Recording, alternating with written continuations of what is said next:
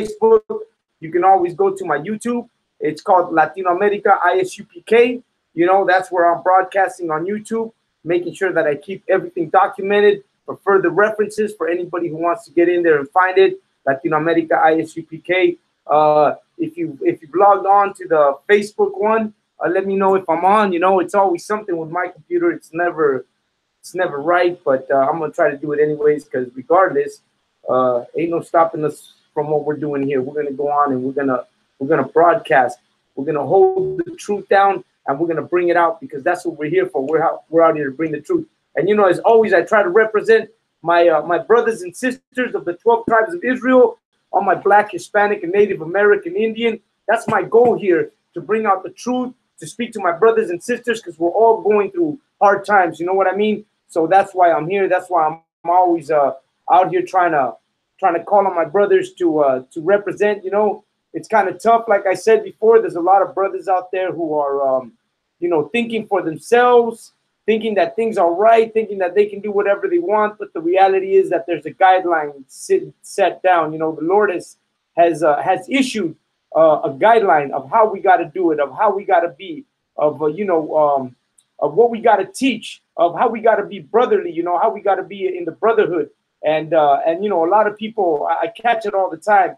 A lot of people are talking about, well, you know, ISUPK don't hold the truth. ISUPK is, you know, a camp. You know, you can call it whatever you want. I'm not going to criticize nobody. Everybody's on their own to make their own choices. As for me, I follow what the Most High says and what Commanding General Yohana of the original ISUPK says, and that is that I'm going to follow the law, statutes, and commandments just the way the ISUPK tells me to do it. You know what I'm saying? Because that's where I heard the truth was. That's the original home of the truth. That's where it started. That's where the seed was planted. Why would I go anywhere else? Right? Para toda la gente de Latinoamérica, toda mi raza chicana que está sintonizando ahorita, gracias por estar aquí conmigo. Ya sabes que esta es la verdad incomoda. ¿Por qué? Porque las cosas que hablo yo, no todos la quieren hablar, no todos están atentos a escuchar las palabras que decimos nosotros, especialmente esas personas que nos han hecho daño, que han destruido a nuestros países, que han destruido a nuestra raza, que han destruido a nuestra cultura, y ahora en este tiempo quieren que nosotros nos acomodemos con ellos y acudamos a sus maneras, a sus ¿cómo diré? A sus vías de sagrados de ellos mismos, pero sabemos nosotros que el Todopoderoso nos ha dado un mando de cómo deberíamos de ser, ¿verdad? No todas las escuelas, no todas las organizaciones están bajo el mando del Todopoderoso. ¿Y cómo sabemos eso? Porque Dios ha mandado una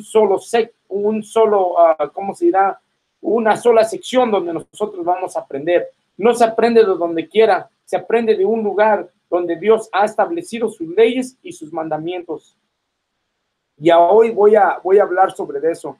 Voy a hablar cómo nosotros deberíamos de estar atentos a lo que nos dicen en nuestra escuela, el ISUPK, y cómo nosotros aquí en la Escuela Israelita de Sabiduría Práctica Universal somos los que tenemos las leyes, los mandamientos, y cómo Dios nos ha enseñado y nos ha regresado a lo que nosotros teníamos perdido hace mucho tiempo.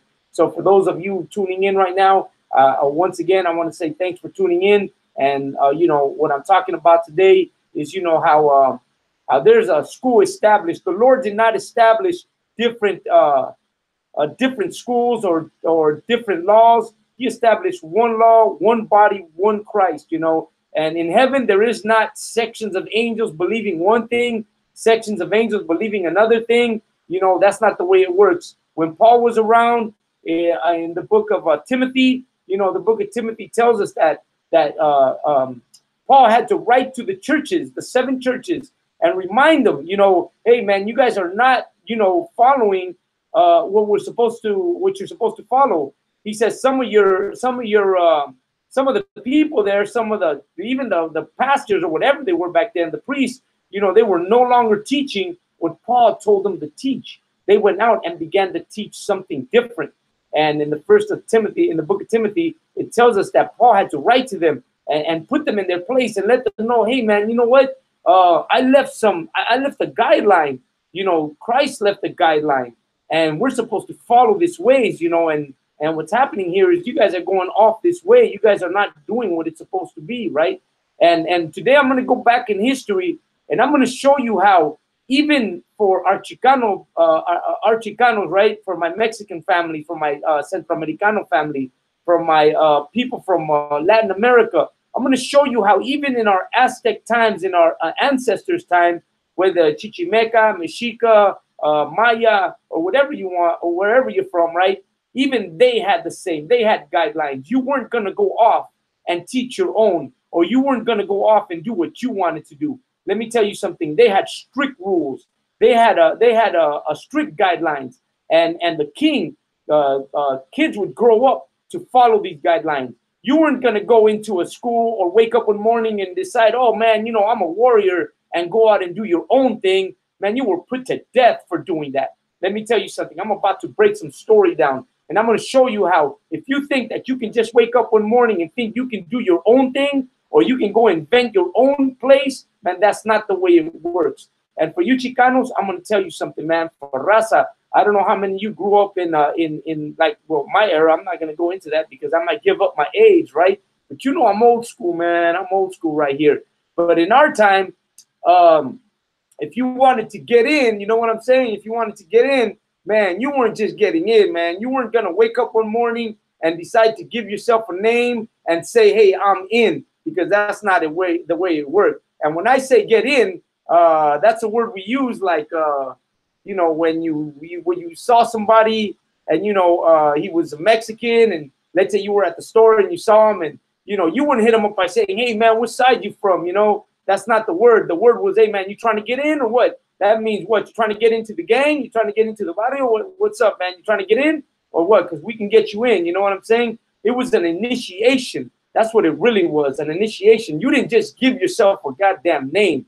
You know, you didn't wake up and call yourself Flaco or Güero or, you know, whatever name you want to call it, right? That's not the way it worked. You had to know your homie. Your homie had to be in, and you had to be like, hey, bro, you know what? I'm trying to get in. What's up? And then they would tell you, yeah, man, you sure you're trying to get in? And you'd be like, yeah, man, I'm trying to get in. And if you were trying to get in, or, you know, you were at the school on the grounds, we used to hang out at the handball courts. So at the handball courts, they'd be like, hey, fool, you know, what's up? You trying to get in or what? You trying to be real or what? You trying to get in, man? We're going to get you in. But let me tell you, that initiation, man, you know, that word blood in, blood out, that wasn't just some movie, man. That was a reality of how you got in. You know what I mean? And we're not talking about you had to go kill somebody. That's not what it was about. Blood in meant you were going to go through some of your homies were going to beat you down. You know, they were going to give you a beating, and you were going to fight back, but you were going to get in.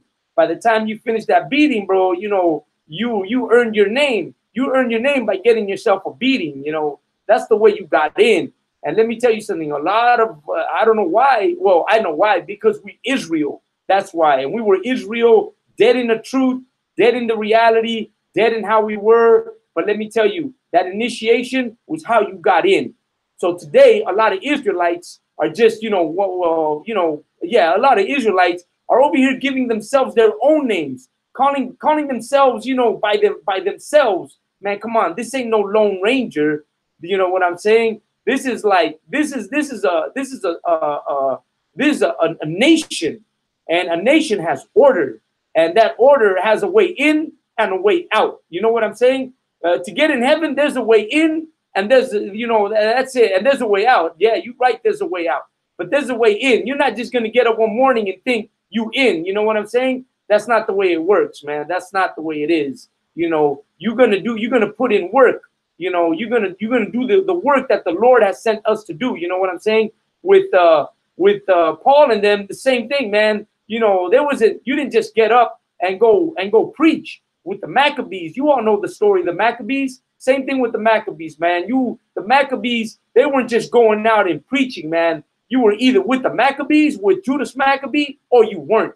You were either part of the group or you weren't part of the group. Judas Maccabees was calling on people to be Israelites, true Israelites, to fight against what was going on in that time, against the Edomites, the same way we're doing today. So you ain't going to get up one morning and think, oh, I'm an Israelite, and not put in the work. You know what I'm saying? Because that's not the way it works, man. That's not the truth of it. You may fool yourself, You may think you're doing the right thing. Well, that's on you, man. More power to you. You're right.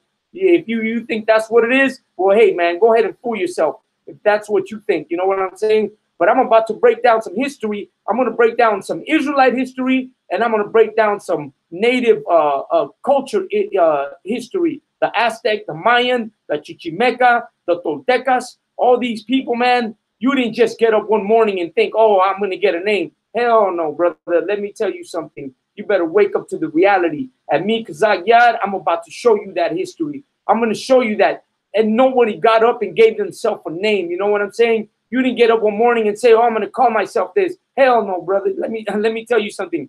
The people above you, when you were born, they saw you. They looked at you, whether you were peasant or whether you were a royalty, and they gave you a name. They looked at you and they knew you were going to be a strong person. And they gave you a name that you were going to honor for the rest of your life. So today, you get up in the morning, Israelites get up in the morning, the fake Israelites, and think, oh, I'm going to give myself a name and I'm going to go ahead and blow that name up and I'm going to be recognized. No, man, you're recognized by putting in work. You're recognized because your peers see what you're doing. You're putting in work. They recognize who you are. And you know what? They give you that honor. An honor is a name, is something you earn, not something you give yourself. You can't give yourself honor, brother. You know what? Honor is earned. That's something that you got to work for. So today, I'm going to put it down. I'm going to break down some history. I'm going to show you how for all Israelites, Issacharites, especially my Issacharite brothers, man. That's what I'm really coming after, my Issacharite brothers, because you know me, man. I love my brothers, man. I love all my brothers, man. You all putting in work. You all righteous brothers. You know what I'm saying? You all out there trying to do the right thing. I give you props for doing the right thing. You know, I ain't trying to put nobody down, but the reality is, brother, man, there's a right way to do things. And the right way to do things is to gain honor. And how do you gain honor? By going out and putting in that work. Let me tell you, man, I put in work. I ain't playing, man. I go out there and I got a lot of friends, man, that you know me, and I put in work, man. For those of you who knew me in the world, you know that I've always been a person to put in work, man. From day one, I've always been someone who strived to do the right thing. And I've never looked for honor, man. I'm never, pushing to be that person. I just do things because, you know what, it's in me to do it. And I hope that after this lesson, a lot of the brothers out there, don't hold it against me. I ain't hating on nobody. It's just very simple. I want everybody to come in right. I want you to be honored right. I want you to find that name, find that honor the right way. That you know that I'm gonna look at you and I'm gonna be like, yeah, you know what, this brother right here, yeah, he earned it, man. He's a good brother. He's that brother that helped out.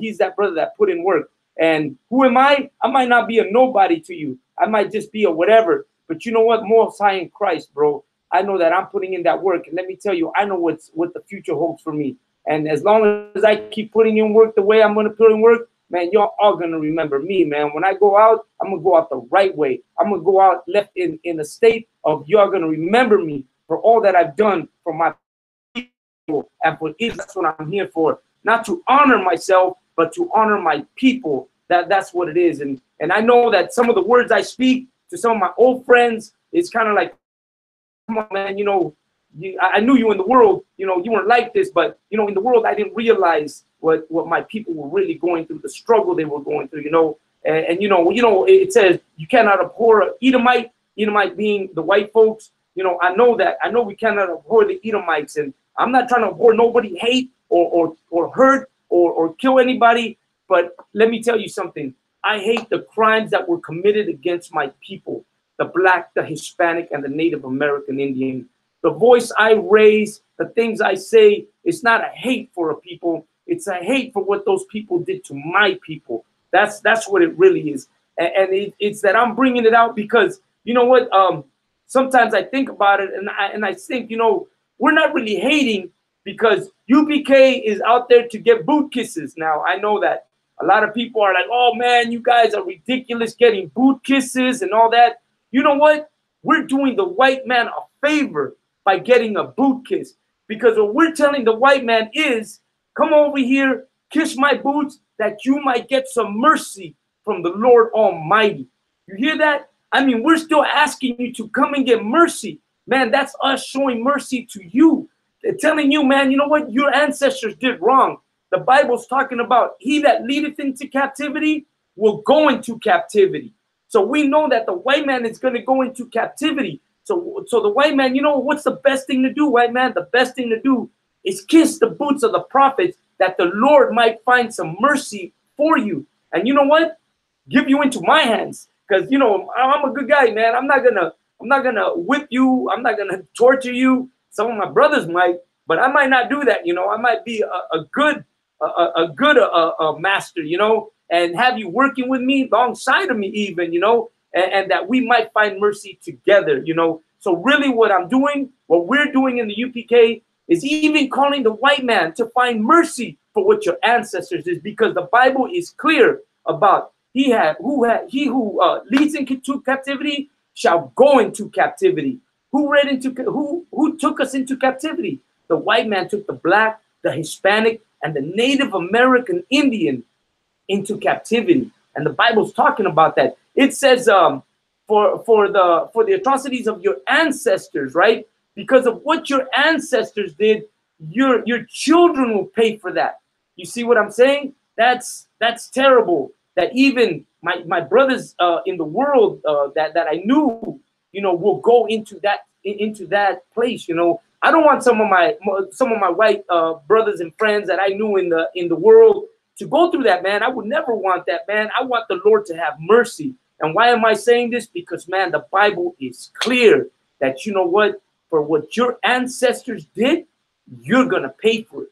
You know, and that's a terrible thought, man. That's a terrible thought. And so what we want to do is bring mercy to you, man. So we're not really preaching hate. We're preaching mercy. We're preaching, come on, man. Realize that what happened to American and the American Indian, what happened to the Mexican, what happened to the blacks is shameful, man. And you know what? It's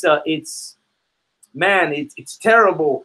And you know, we should be like, man, we don't care about you. Let the Lord kill you. But man, we go out to camp, and as crazy as it might sound, we call out the white man to come out and, you know, say, hey man, you know what? I'm sorry for what my ancestors did. I'm sorry today for what some of my people are still doing, because you know what? We're a nation. You know, a white man, a Mexican steals, we're all robbers. A couple of Mexicans are selling drugs, we're all drug dealers. A couple of Mexicans steal, we're all thieves.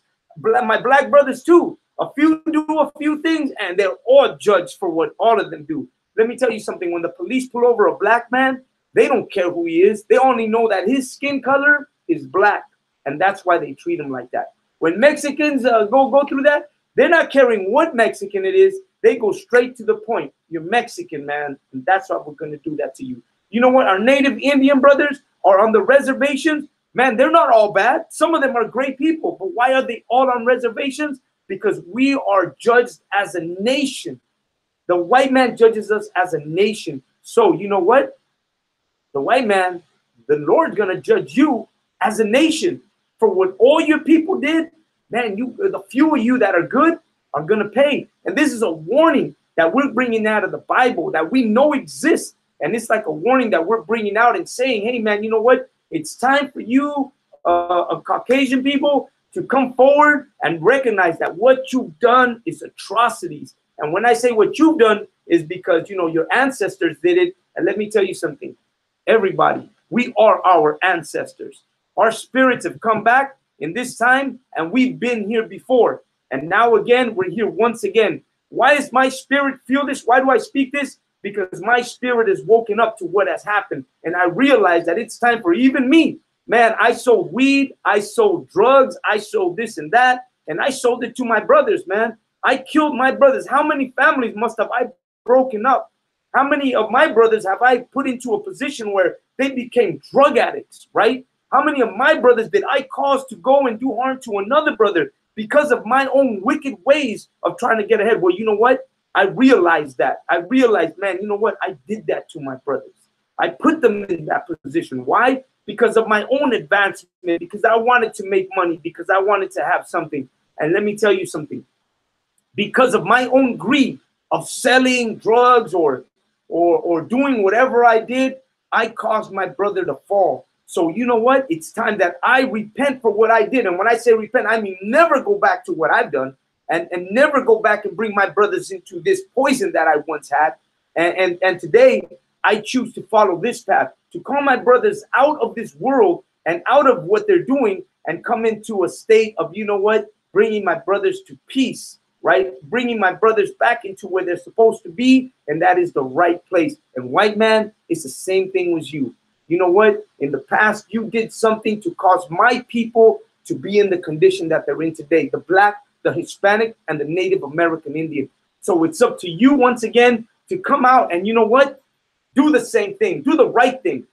You know what? The thing about kissing the boots of the priest, that's not because we want it. It's because it's written in the Bible. And let me tell you something. A lot of white folks are like, God damn, you know, what do you mean we got to kiss your boots? Well, let me tell you, when you went to church, you had no problem washing the feet of your brother. But now you have a problem kissing the boots of the priest. So, you know what? It's a tough one, right? And that's a problem. So what we're out here, what we're trying to do is bring our brothers together, man. We're trying to bring it all together. And when we tell the white man, kiss the boots of the priest for the Lord may have mercy on you, man, sounds like we're looking out for these white brothers, man, for these white folks, man, for these white devils, if you want to call them, whatever you want to call them, right? But we're looking out even for them. That's how much mercy Israel has. Man, Israel is a loving people, man. Israel is a people that forgive over and over and over again, man. That's why sometimes we see that a black man was murdered by a white man, and you see the family at church talking about, I forgive him for what he did. You know, man, we even do that, man. We even forgive for what they kill when they kill our brothers. That's how much mercy the black and the white, the black, the Hispanic, and the Native American Indian have. Let me tell you how much mercy the Native Indian had. The Native Indian was destroyed, put on reservations, fed chickenpox, exile, broken treaties, boarding schools, smallpox, poisoned rations, religious prosecution, alcohol, prison, hazardous waste on their land, all this and more. And then the Americans called them for World War II because they could not win the war. Why? Because the Germans kept deciphering all of their codes, and America could not get a handle on what it was. And let me tell you something, Native American Indian came to the rescue of America. And you know what he did? Code talkers. The code talkers helped the American people win the World War II. Without them, America would have been lost. These code talkers, these Native American Indians, the Cherokee, the Navajo, they created a code so intense that the Germans could not decipher it, man. And they won Iwo Jima through this code talking, man. Let me tell you something. Would you not kiss the boots of a man that saved your nation? Would you not bow down to an Indian who saved you, that you are able to live today in freedom because of these people? Is it not, do they not deserve that? I would say they deserve even more than a boot kiss, man. They deserve your property. They deserve your money. They deserve your work in their houses. Because let me tell you something, man. They saved America. Because of them, America was supposedly free from the Germans. Let me tell you, the Mexicans, man, have no second thoughts. Hitler offered Mexico, California, Nevada, Arizona, Texas, and all the states back. All Mexico had to do was allow the Germans to put a base in Mexico. That's all they wanted, for they could bring their Germans to Mexico. And the Mexican people decided, hell no, we want nothing to do or take sides with any other nation. We're a neutral nation. We cannot allow any war on our territory. And you're telling me that it's impossible to bow down and kiss the boot of a Mexican who saved your nation? Let me tell you, you have a job, you have a career, you have kids, you have a family, you have your home, because these people refuse to follow the ways of another nation that was ready to destroy America. telling me that to kiss the boots and have mercy is not worth it, man, then I don't know what to say. I can't tell you. I'm like some people, if they save your kid, man, you would do anything for that. Man, you saved my child, bro, man. Man, what do I owe you, man? I'll not only kiss your boots, I'll wash your clothes, wash your socks, wash your calzones, bro. You know, I'll do anything, man. You saved my child. That's the same thing. That's the equivalent to what the native Indian and the Mexican did for America. They saved America. They stopped the axis of evil from taking over America. And let me tell you something, man. Let me tell you something. That Prescott Bush was the banker for the Nazi army. He was the one that funded and flowed the cash flow into Germany for all that they were doing. That's your own people. Your own people were hating on you. Your own people had more love for money than they did for your nation. IBM supplied the computers that were tagging the Jewish people in Nazi Germany. Look it up. Procter and Gamble, or Johnson and Johnson, was the one who was making the gas for these people. They supplied the gas that was being made. So your own people hate you, but yet Israel, you know who Israel is? Israel is the children of the Lord, the children of God. These are God's children, Israel. When you say, oh, well, God is saving this nation. No, God didn't save this nation. Well, he did save this nation through his people, through the Native American Indian, through their language, through their work, through their gift that the Lord gave them. They saved America. Through the heart and the good spirit that the Lord gave the Mexican people, they saved America. The Lord gave the black man strong hands in the times when they came into slavery, and they built America, man. You know what I'm saying? They built this place. They made this place what it is today. When you walk on the streets of your local place, man, Pasadena is built on the bones, the blood and bones of the Hahamunga Indian. They destroyed this nation and took all the land from them and built right on top of their sacred land. JPL is built on top of Hahamunga territory, the territory of the native Indian of California. And they destroyed this Indian and and put a goddamn NASA on top of their land.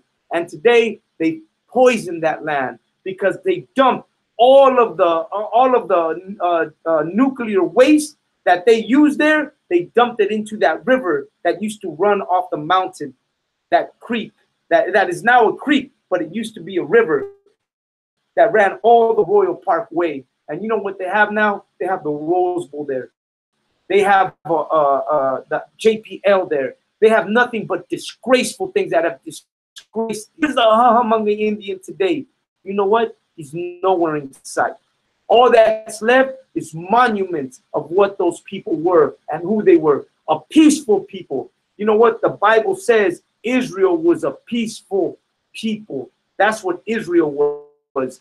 The Arawak Indian, when Christopher Columbus landed on the island of Puerto Rico and Cuba, the Arawak Indian received them as a brother, received them with love, helped them when their ship was sinking, and bring them over to the island and help them. And you know what Christopher Columbus thought was? These people are friendly people that we can overcome and use them as slaves and take over everything that they have. These are the words of Christopher Columbus.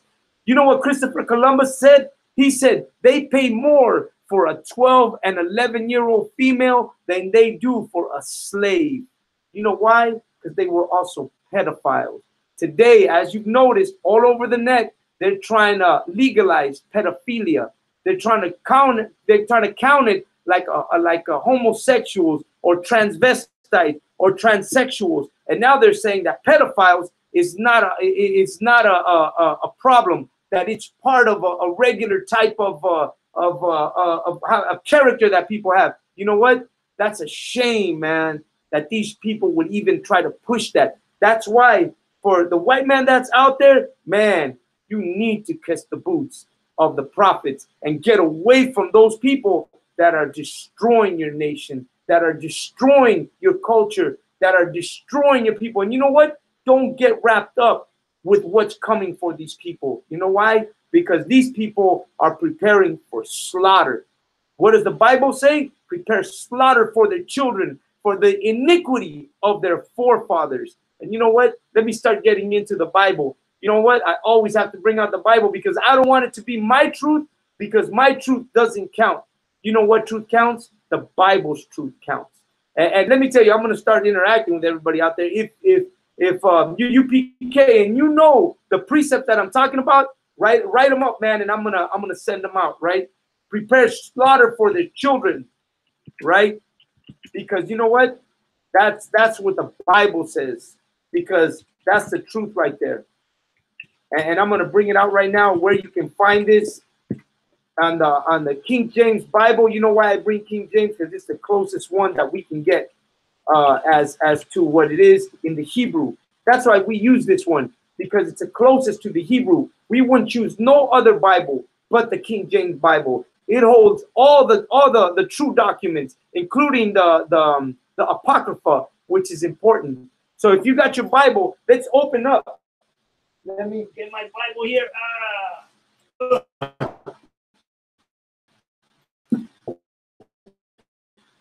Because I got to use glasses now. Let's open to Isaiah 14 and 21, because that's where we're going to find this verse that I'm talking about. 14, verse 21, right?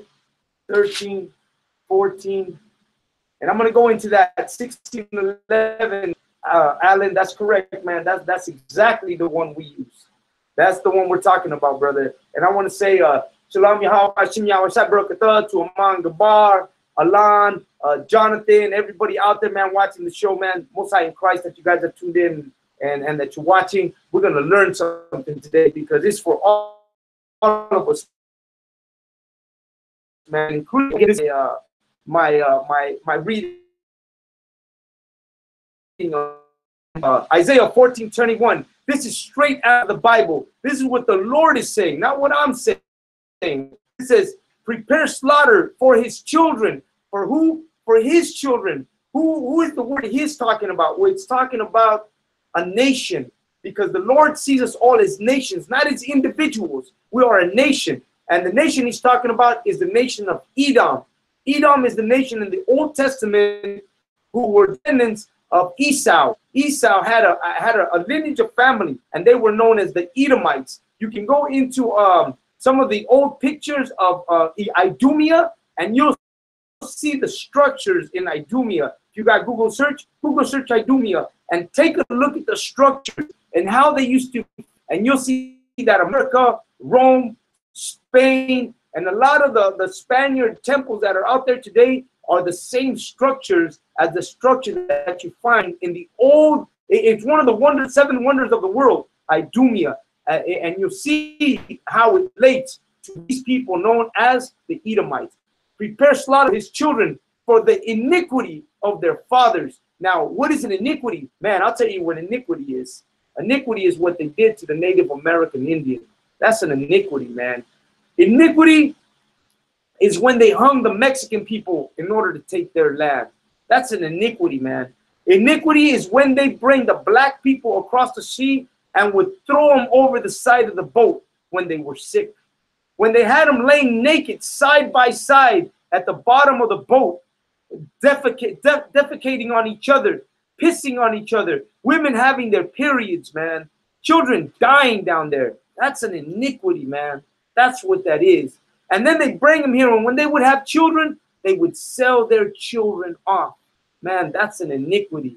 When Cortez landed in Mexico and would slice the children just to see how sharp their swords were, that was an iniquity. They would slice off their hands, and the children would look at their hands because they had never seen anything like that. That's an iniquity, man. Giving blankets with chicken pox and feeding them rotten meat to the Native American Indian. That's an iniquity, man. Poison water. That's an iniquity. When they say for the iniquity of their fathers, you know exactly what they're talking about. These are the things that they did to the Black, the Hispanic, and the Native American Indian. Let me tell you something. What else is an iniquity but that? What else could be so more horrible than you feeding a peaceful people rotten meat? Or you giving a peaceful people water with disease in it? Or chicken pox? The Khan, Aman, the true Holocaust. That's a Holocaust right there. 77 million American Indians is a Holocaust. That's what a Holocaust is. Marching them across New York City to exile them out of their own land, like that president did. That's a Holocaust, man. That's an iniquity. Holocaust and iniquity is the same thing, man. It goes hand in hand. That's what that really is. The Jewish that call themselves Jews, those white Jewish people, that wasn't a Holocaust. American Indians living on reservations today is a Holocaust. That's what that is. Mexican people no longer having a government of their own, that's a Holocaust.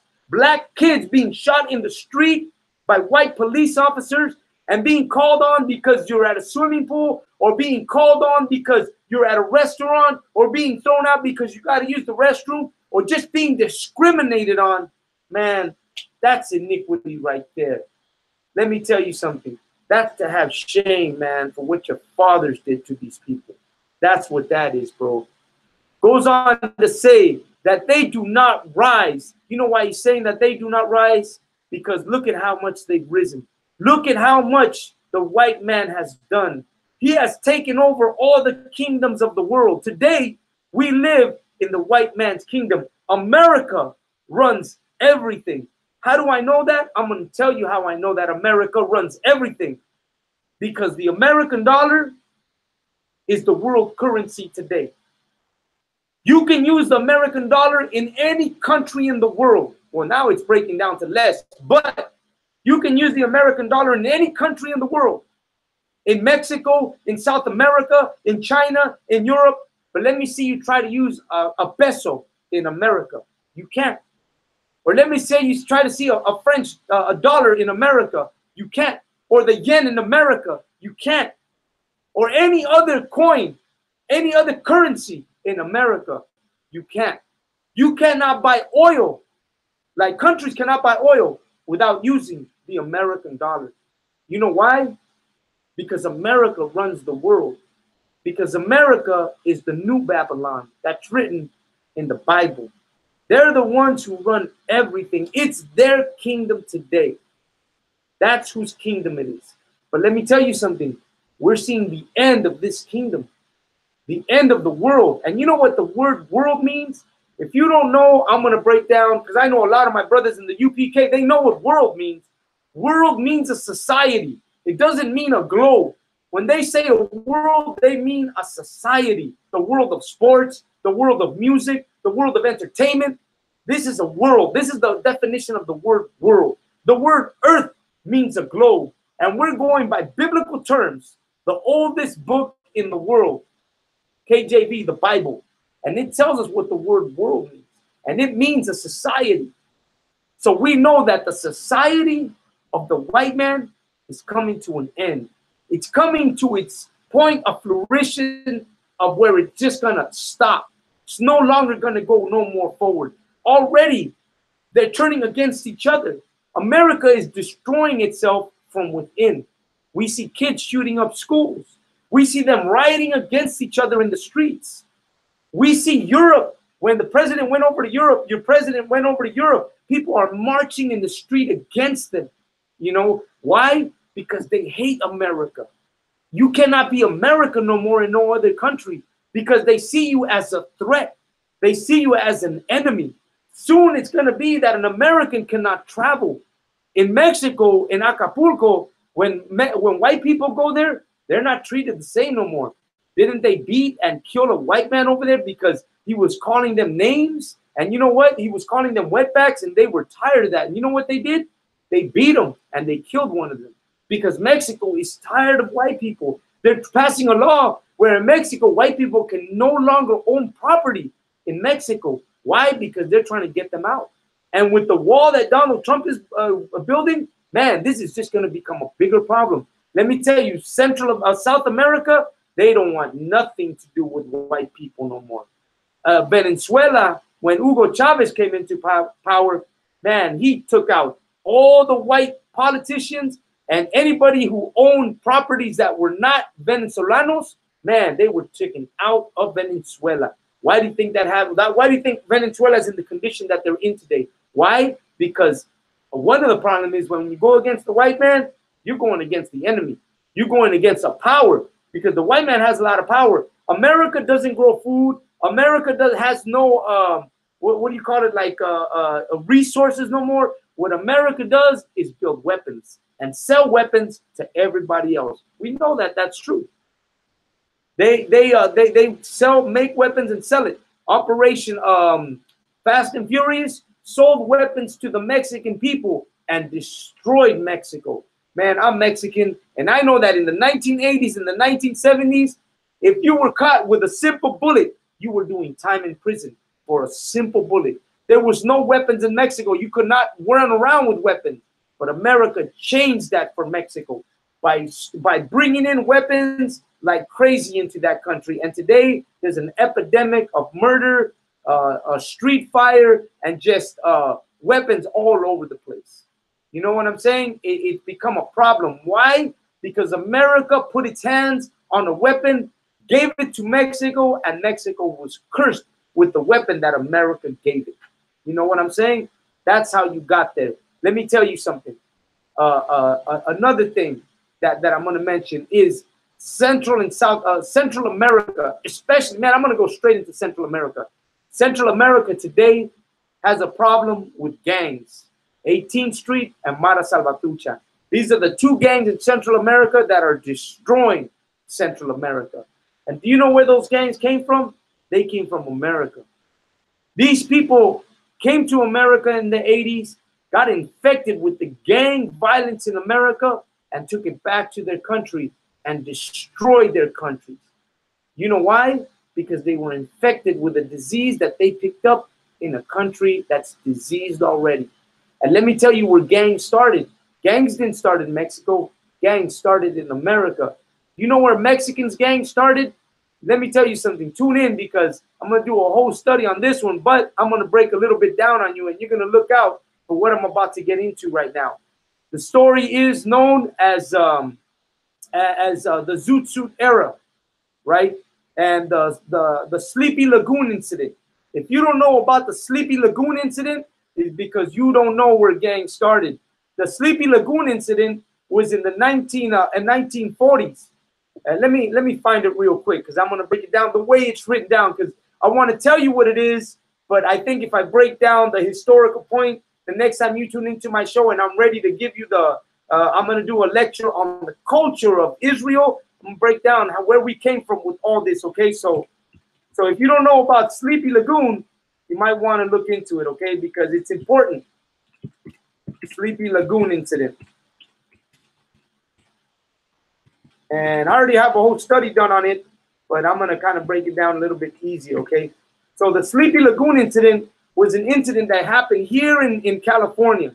There was the Sleepy Lagoon Lagoon murders. It happened back in 1942. That's when it took place. And what it was is that back in the 1940s, Mexicans were separated into different areas in California. And I'm going to go even, not to California, but I'm going to break it down to LA because LA is a little closer, right? A little closer area. So LA had different little areas. They had what was the Dodger Stadium back then was known as Chavez Ravine. Chavez Ravine was an area where a lot of Mexicans were just like pushed out of the LA area and pushed into this area. Why? Because the white folks came, took over areas, and pushed my Chicano people into areas. What did they do? They gentrified certain areas and pushed our people out. So this is, man, tune in. This is going to be great. And then, of course, Alvarado was another area where Mexicans were concentrated in.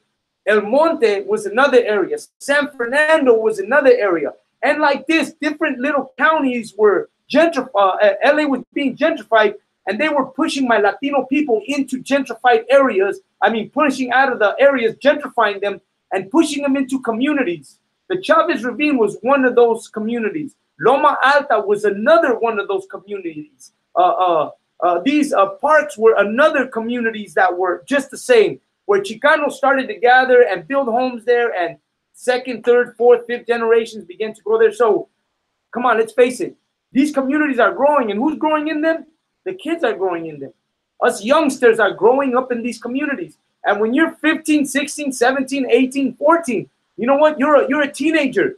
You want to go out and you want to party. You want to go out and hang out wherever the party's at. You're going to go. And let me tell you something. Somebody mentioned New York.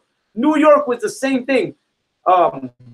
After the gang era in the 70s, hip-hop opened up to a whole new thing in that area.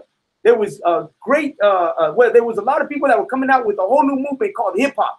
And hip-hop was bringing people from the gangs into a whole different community of how to gather and party. They would go into abandoned buildings and do little clubs or little cliques, and people would come from all over. Hey, you know what? They're doing a gig over there. Bam, let's go and check out that gig. And you would have your little clique, your breakdancing clique or whatever clique, your DJ clique, and you would go to these areas and party with them. Because why? Because someone said, hey, man, they're going to do a party over there. They were underground, illegal, backyard, whatever you want to call it, but they were parties. This is what happened in the 80s, right?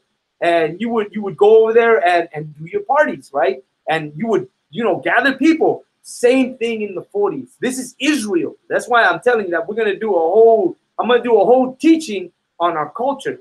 In Chicano culture, we did the same. We were coming out of a time of being persecuted, and the young kids were finding solution to just being at home or being locked up. They were going to little gigs and parties and live bands and going there and going into the backyard hops and little places where they found themselves refuge and found themselves girlfriends and found themselves their homies, and they would all gather. And back then, you know what we were dressed as? The hip hop era, you were using your well, in the East Coast, I believe it was Adidas and the Kangos and all this. In the West Coast, we were using the Chucks, Adidas, jumpsuits and stuff like that. But we all had our own little culture thing, Back in those days, in the 1940s, we were using the zoot suit. That was our culture right there, to use a zoot suit. And the women were dressed, that's why I love Mexican women, man, because, just the way they dress is like attractive. You see them and you're like, wow, those girls, they look great. But I'm going to break it out, right? So let's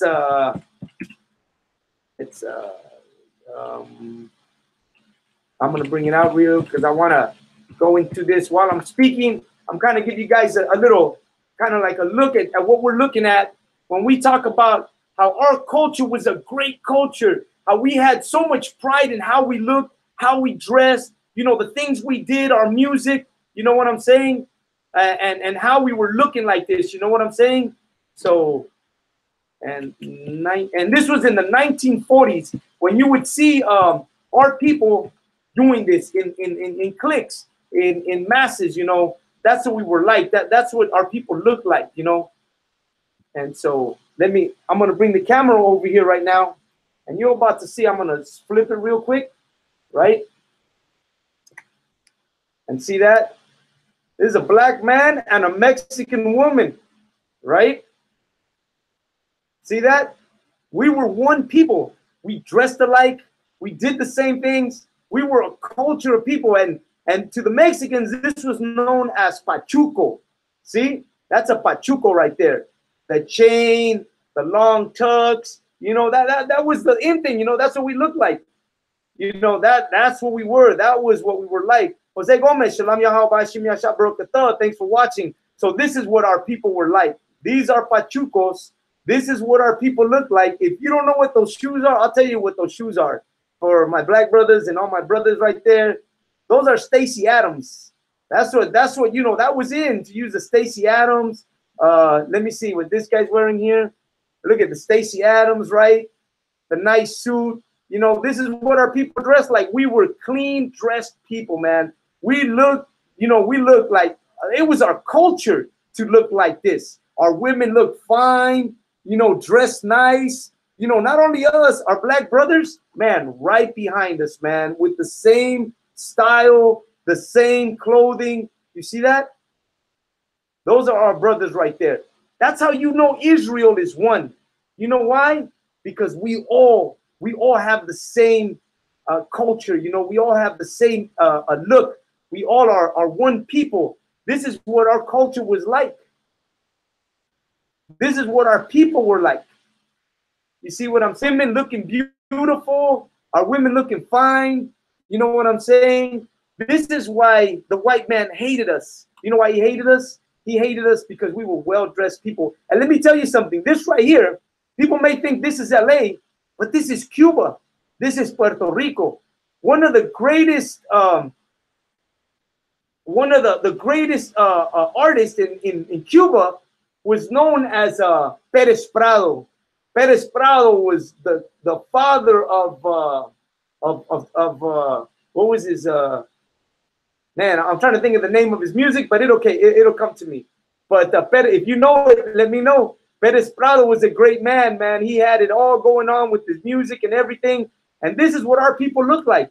This was the style and the grace that our people had. Of course, you can see the cross there. Of course, we're off. You know what I'm saying? We're still in that Christian poison. But what I'm pointing out here is the beauty of our people. Oh, I know what Pérez Prado had. Pérez Prado had mambo. If you don't know about mambo, mambo was what Pérez Prado came out with. That was a great man with a great sound, mambo. And this is what he used to look like right here. Look at my black brothers, right? Still like that. That's what we all look like. And let me tell you something. Our women look beautiful. That's right, Jose. Mambo. This is what our women look like. This is what we look like. You know, the Stacey Adams right there, right? Stacey Adams. There's probably a white boy right there trying to dress like us, but it's all good. And then let me tell you something. Why do we dress like that? That's why we dress like that. Because we used to go out to getting back on point for what I was saying, we used to go out to neighborhoods, and that's what we would go out to the neighborhoods for. Why? Because the kids would gather and get in there with the music, the jazz, you know, the rock that they used to have. And this is what our people used to gather for, to go to these different neighborhoods and go into parties. So let me get back to LA, right? And I showed you quite a bit there, right? So let me get back in there. Man, I love my people, man. I love my Black, Hispanics, and Native American Indians. I've always partied with my folks, man. It's been an honor to spend my time with my Black, Hispanic, Native American Indians. So let's get back on point. What we're talking about is Sleepy Lagoon. The point I'm making is the way we used to dress. We used to wear zoot suits. Why did we wear zoot suits? Because the zoot suit was the way you dressed when you were going to go out to a party. When you were going to go out and have a good time, throw on your zoot suit, throw on your chain, comb your hair back, get your woman dressed nice or your homies dressed nice, and you were going to go out and pick up a girl or go out and find yourself a nice, fine young lady. So we're going into what happened, right? So LA had different areas. They had the Alvarado Street. They had Chavez Ravine. They had El Monte. They had Whittier. These were areas when LA was gentrified that the Latinos were pushed out into, right? So they pushed out these Chicanos, these Mexicanos, these Native American Indians, even the black folks that lived in certain parts of LA. When LA was gentrified by the white folks, they pushed them out. And what they pushed them out to, they pushed them out to areas like San Fernando, Pacoima, East LA, Chavez Ravine, Loma Alta. These are the areas that we had to go live at. But you know what? Israel is such a great people that even in these areas that were low-looking areas, we made the best of these areas. We made these areas a great place to party. We made these areas like you wanted. There was going to be a party there, man. I'm going to go right there because I know that Loma Alta or Pico Rivera or Pacoima, man, it's cracking there. Let's go over there. We wouldn't go into LA and party. We wouldn't go into the white neighborhood. We go to our areas and party. And, you know, that's what it was. So this is what happened with the Sleepy Lagoon. The Sleepy Lagoon incident was a party that kicked out. It was a party that was happening I believe it was in Commerce, in the city of Commerce. And what it was is they were having a party there, and of course, a lot of Mexican Americans were invited, you know, went to participate at this party, and they all gathered there. And what happened? Of course, in those era, in the time of the 1940s, there was a prohibition on you dressing in your zoot suits or you wearing your clothing. Because of the war, they called it unpatriotic for Mexicans or blacks to wear zoot suits, because they were saying that you were using too much material to make your clothing, and it was unpatriotic to walk around looking like what I just showed you. If you were walking around looking like that, then there was a problem with you. And that's why the zoot suit riot started. Why? Because you were not supposed to look like that. You were supposed to look like, you know what? A goddamn wetback, bro, for what they call us, right? We were supposed to look like what? We were supposed to look like less than that, right? That's what they were telling us that we were supposed to look like. But you know what? We weren't looking like that, man. We were looking fine, man. We were holding it down, dressed 100. Let me go back into it. My people were dressed 100, man. We were looking like royalty, right? And let me tell you, not only the Mexicans, the blacks were looking like this too. Our Judite brothers were dressed just the same way we were dressed. They're the Stacy Adams, right? There was two types of shoes, Stacy Adams and the Hush Puppies. If you're from old school, man, you know what the Hush Puppies were. I used to rock Hush Puppies all the time, right? But let me not go into that. Hush Puppies, Stacy Adams, you know, that was the look we had, man. That's what we wanted to look like. So if you look like that, you were a threat to the American people. You were a disgrace to the American people because you weren't supposed to be dressing like that. How were you supposed to be dressing? I guess you were supposed to be dressed like if you were working in the field, because to them you were looking like you weren't supposed to, right?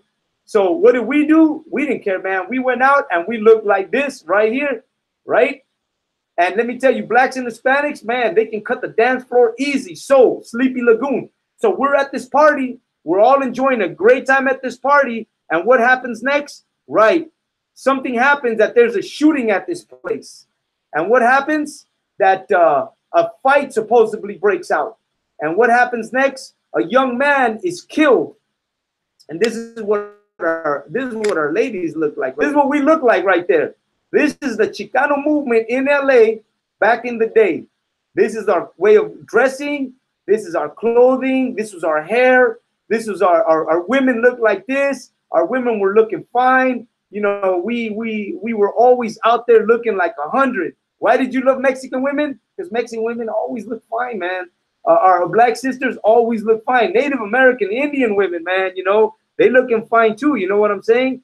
But this is what our girls look like. And, you know, we're off because we're not supposed to be wearing pants, you know, but hey, man, you know, booyah right there. That's what our women look like in skirts, you know, looking fine. Our men looking royal, you know what I'm saying? But once again, like I said, what happened next is that at Sleepy Lagoon is that there was a shooting and there was a fight broke out.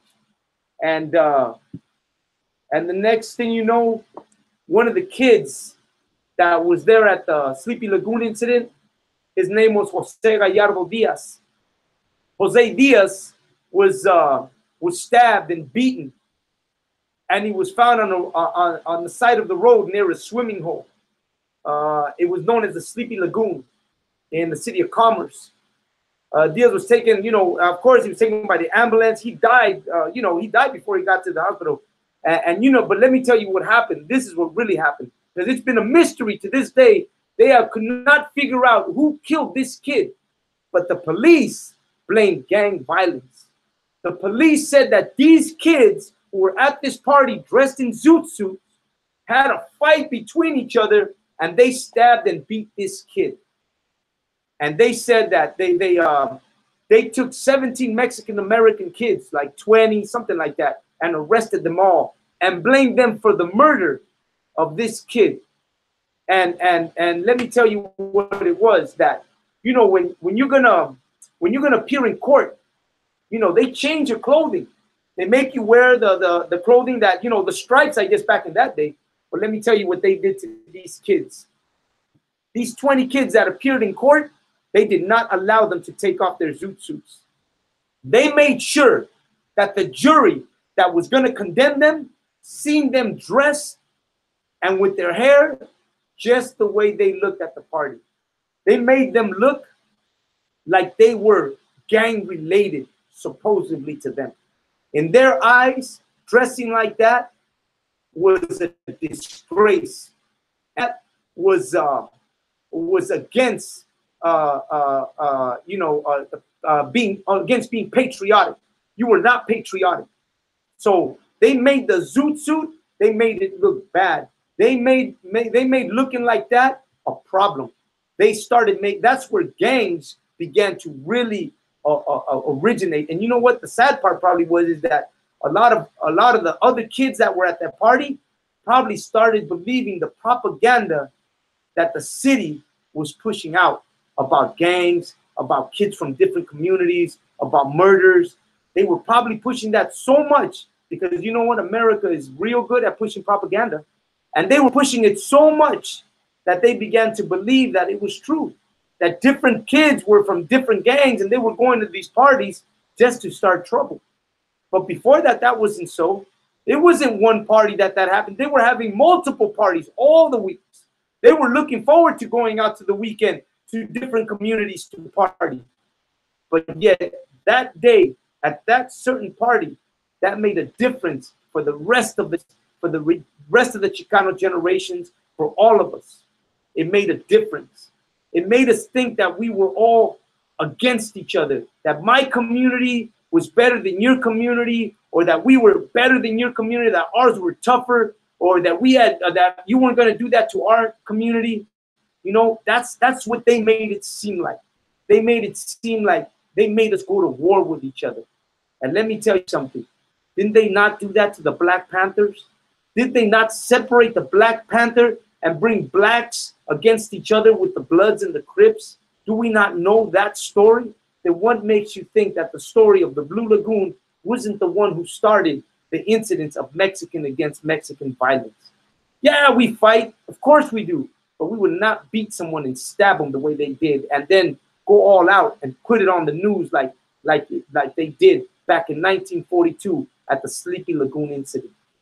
You know what? These kids, I think 9 of them were convicted and they were sentenced to serve time in San Quentin. That's a prison. That's not that local jail. These kids were gonna go to prison. But let me tell you something.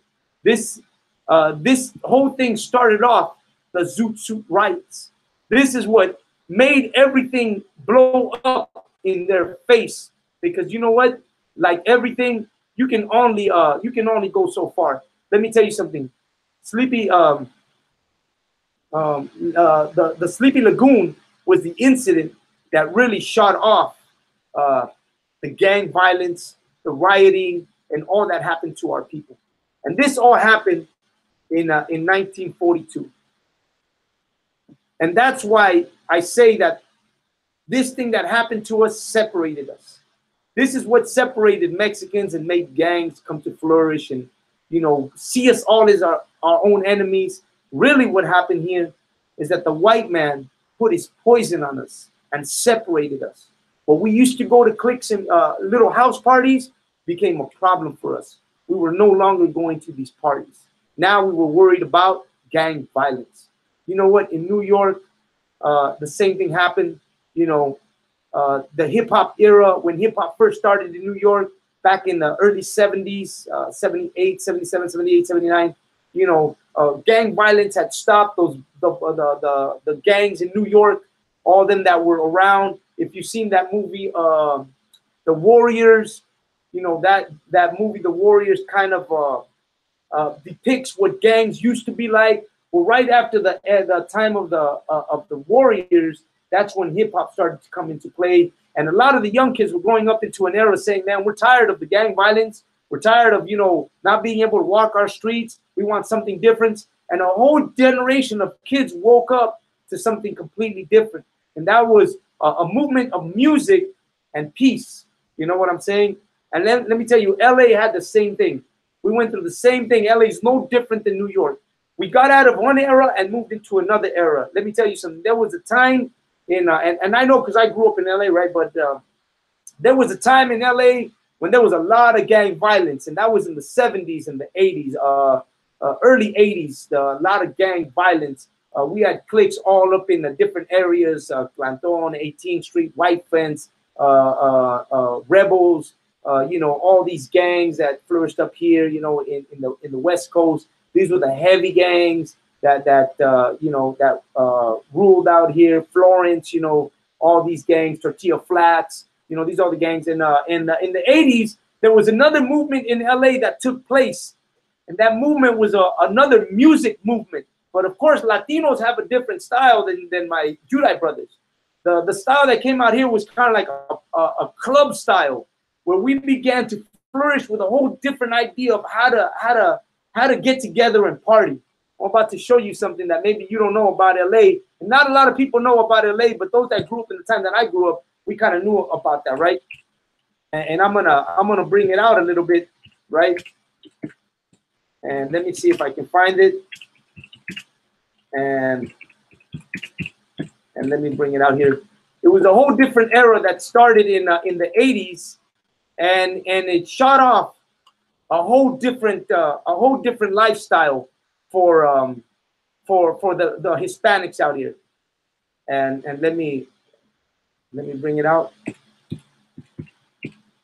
This is what bring a lot of us out of gangs and into what was once again, just like in the times of the 1942s, into the era of and I'm gonna break it out right here because you know me, I like to show you the truth, you know what I'm saying? And bring us all into an era of a party scene once again, because let me tell you, Israel, we love to party, man. To us, partying is important. Getting together, picking up chicks, you know, hooking up with the guys, hooking up with the girls, you know, each whoever it is, you know, we had a whole different era, and this was the era that spun out into LA and caused a whole different movement between the youth here. And I was a youth back then, so. And I participated in all this. That's how I know these stories, right? So let me show you. So this is what bring us into a whole different look in Cali.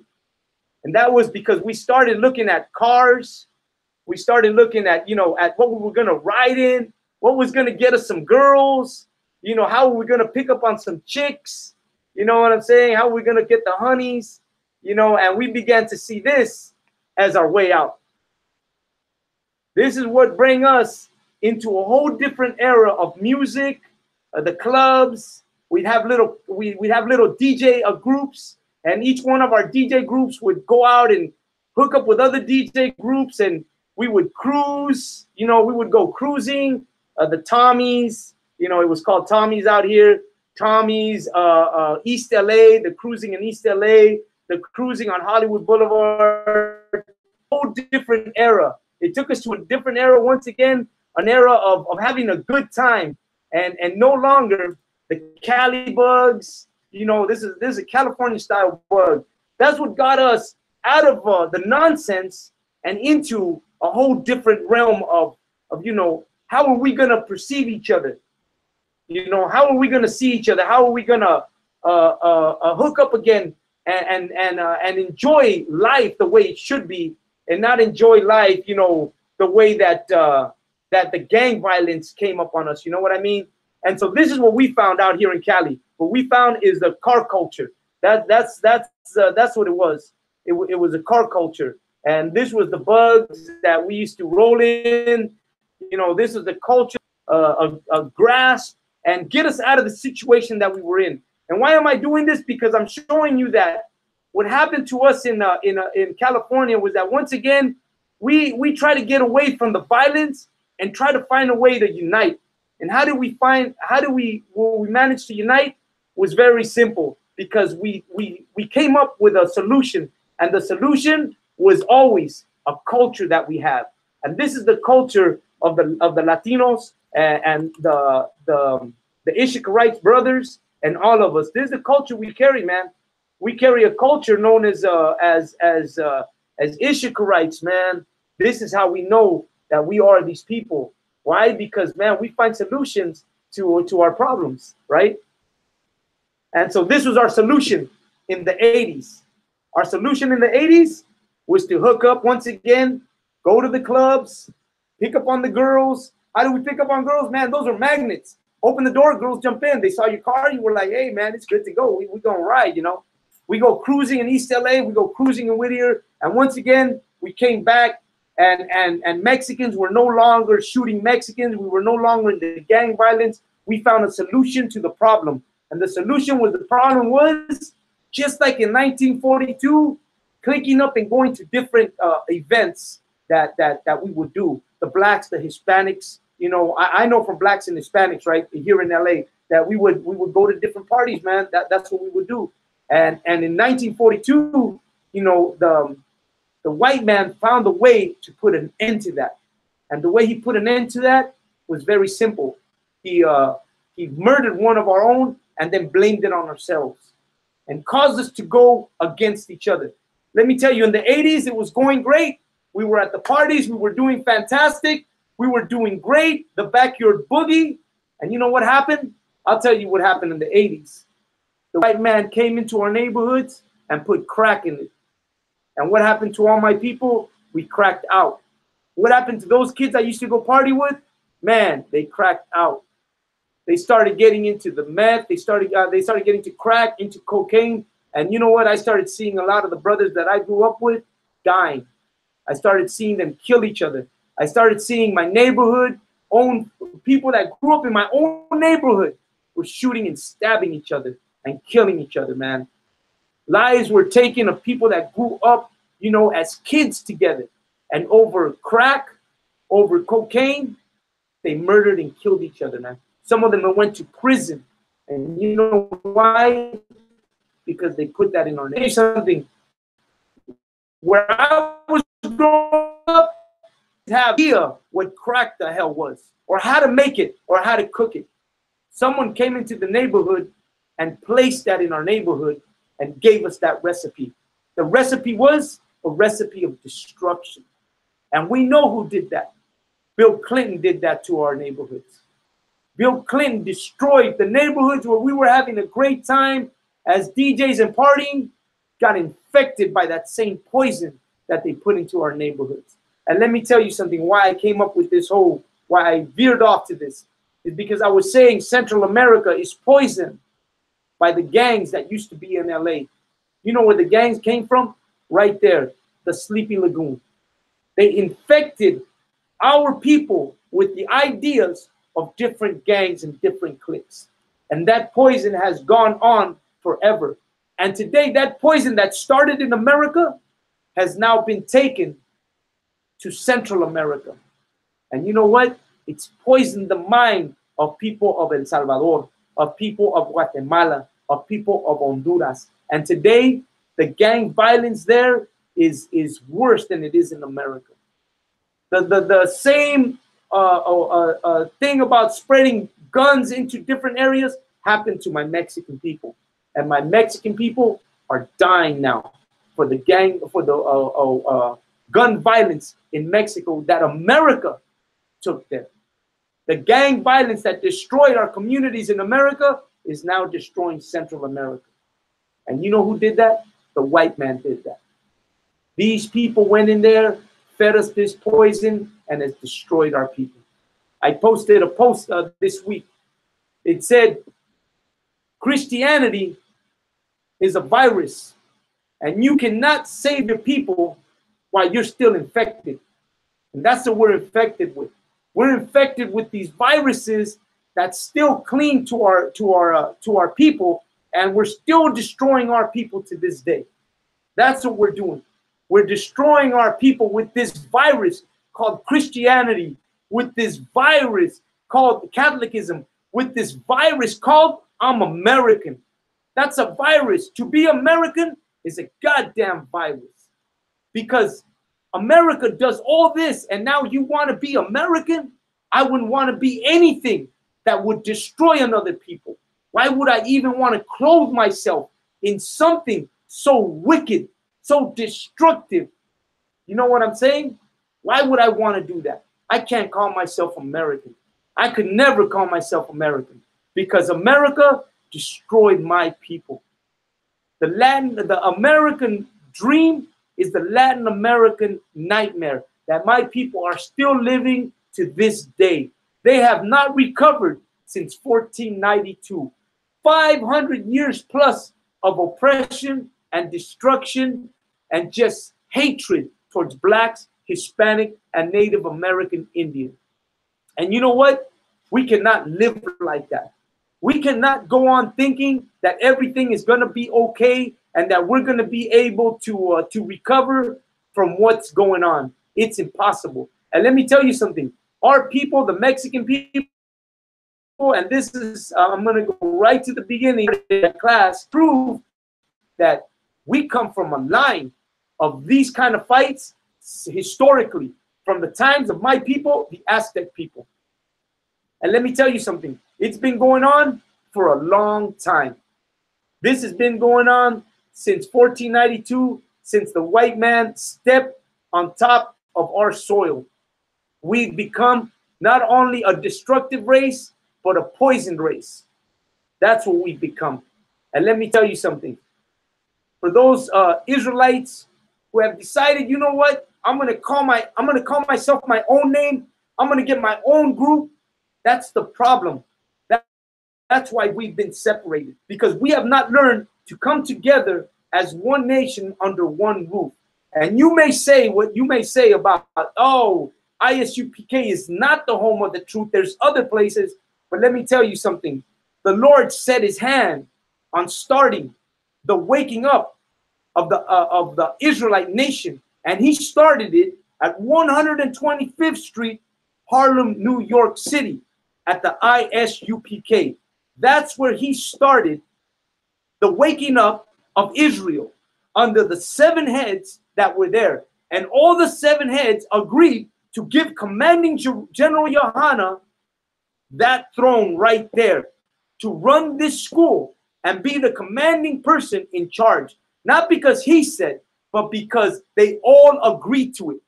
And today they have separated and gone off and started copycats or other schools or other Israelite groups or other camps. Maccabees never did that. Maccabees, Judas Maccabees would have never allowed that. Let me tell you something. Paul would have never allowed that. Paul sent a letter in the book of 1 Timothy. He sends a letter to the 7 churches and says, let me tell you something. Your people are going off. They're teaching stuff that shouldn't be taught. You're leading people astray. Let me tell you something. Paul knew there was one school, one truth, one way. He didn't say go out and teach what you want. He said stay right here and teach what I'm teaching you. Jesus Christ started one school, Yahushua in the Hebrew, started one truth, not multiple truths. Let me tell you something. The angels in heaven have one commander, one way, one truth. They're all under one rule, not their own. If you think you're going to go out and do your own thing, you got something else coming. It's never been like that, ever. And I'm about to prove to all the Issacharites and everybody else who thinks they just, oh man, because you're under blacks, you're over here agreeing with black folks. I'm going to show you how that's not true. And how, let me tell you something. Our ancestors, the Aztec, the Mexica, the Chichimeca, the Olmecas, the Toltecas, they were all under one rule. They could not go out and make their own rules. They could not go out and make their own bands or their own people. They would be put to death for doing that. They knew there was one way and one solid foundation, and they had to go abide by it. At birth, they would have to abide by it. So for you to tell me that you're going to go start your own thing and start your own truth and that you can do whatever you want, you are off. You are not in the truth. You are a person who's gone off and thinks that what you're doing is right and what you're doing is wrong. There is only one way, and that's the truth under commanding General Yohana and the ISUPK. And I'm going to prove to everybody that at least the Issacharites, that we've always lived under that type of rule. So let me go into some history here because I'm running out of time, but I'm going to make sure I break it down. Here's another history lesson for you. The Aztecs had certain people. There was peasants. Remember, we lived in a city. The way you see your neighborhood with houses and front yards and streets and trees and your dog and your birds and all that, the flowers in your front yards, those are the city of the Aztecs. The way this city is, America is put today, is the way Tenochtitlan, the city of the Aztecs, was. We had highways, but our highways were the canals that run like streets. Thousands of chalupas, thousands of little boats would go to and forth daily to the marketplaces because we had marketplaces. This is what it was like. Can anyone outside the ISUPK be saved? Man, that's not up to me. All I know is that I'm going to follow the truth. I'm going to put in this work, and I'm going to go do what the Lord has issued me to do and bring my people into the truth. ISUPK puts me out on the streets to speak these words against my enemy and to bring my people into this truth. And that's what I'm going to do.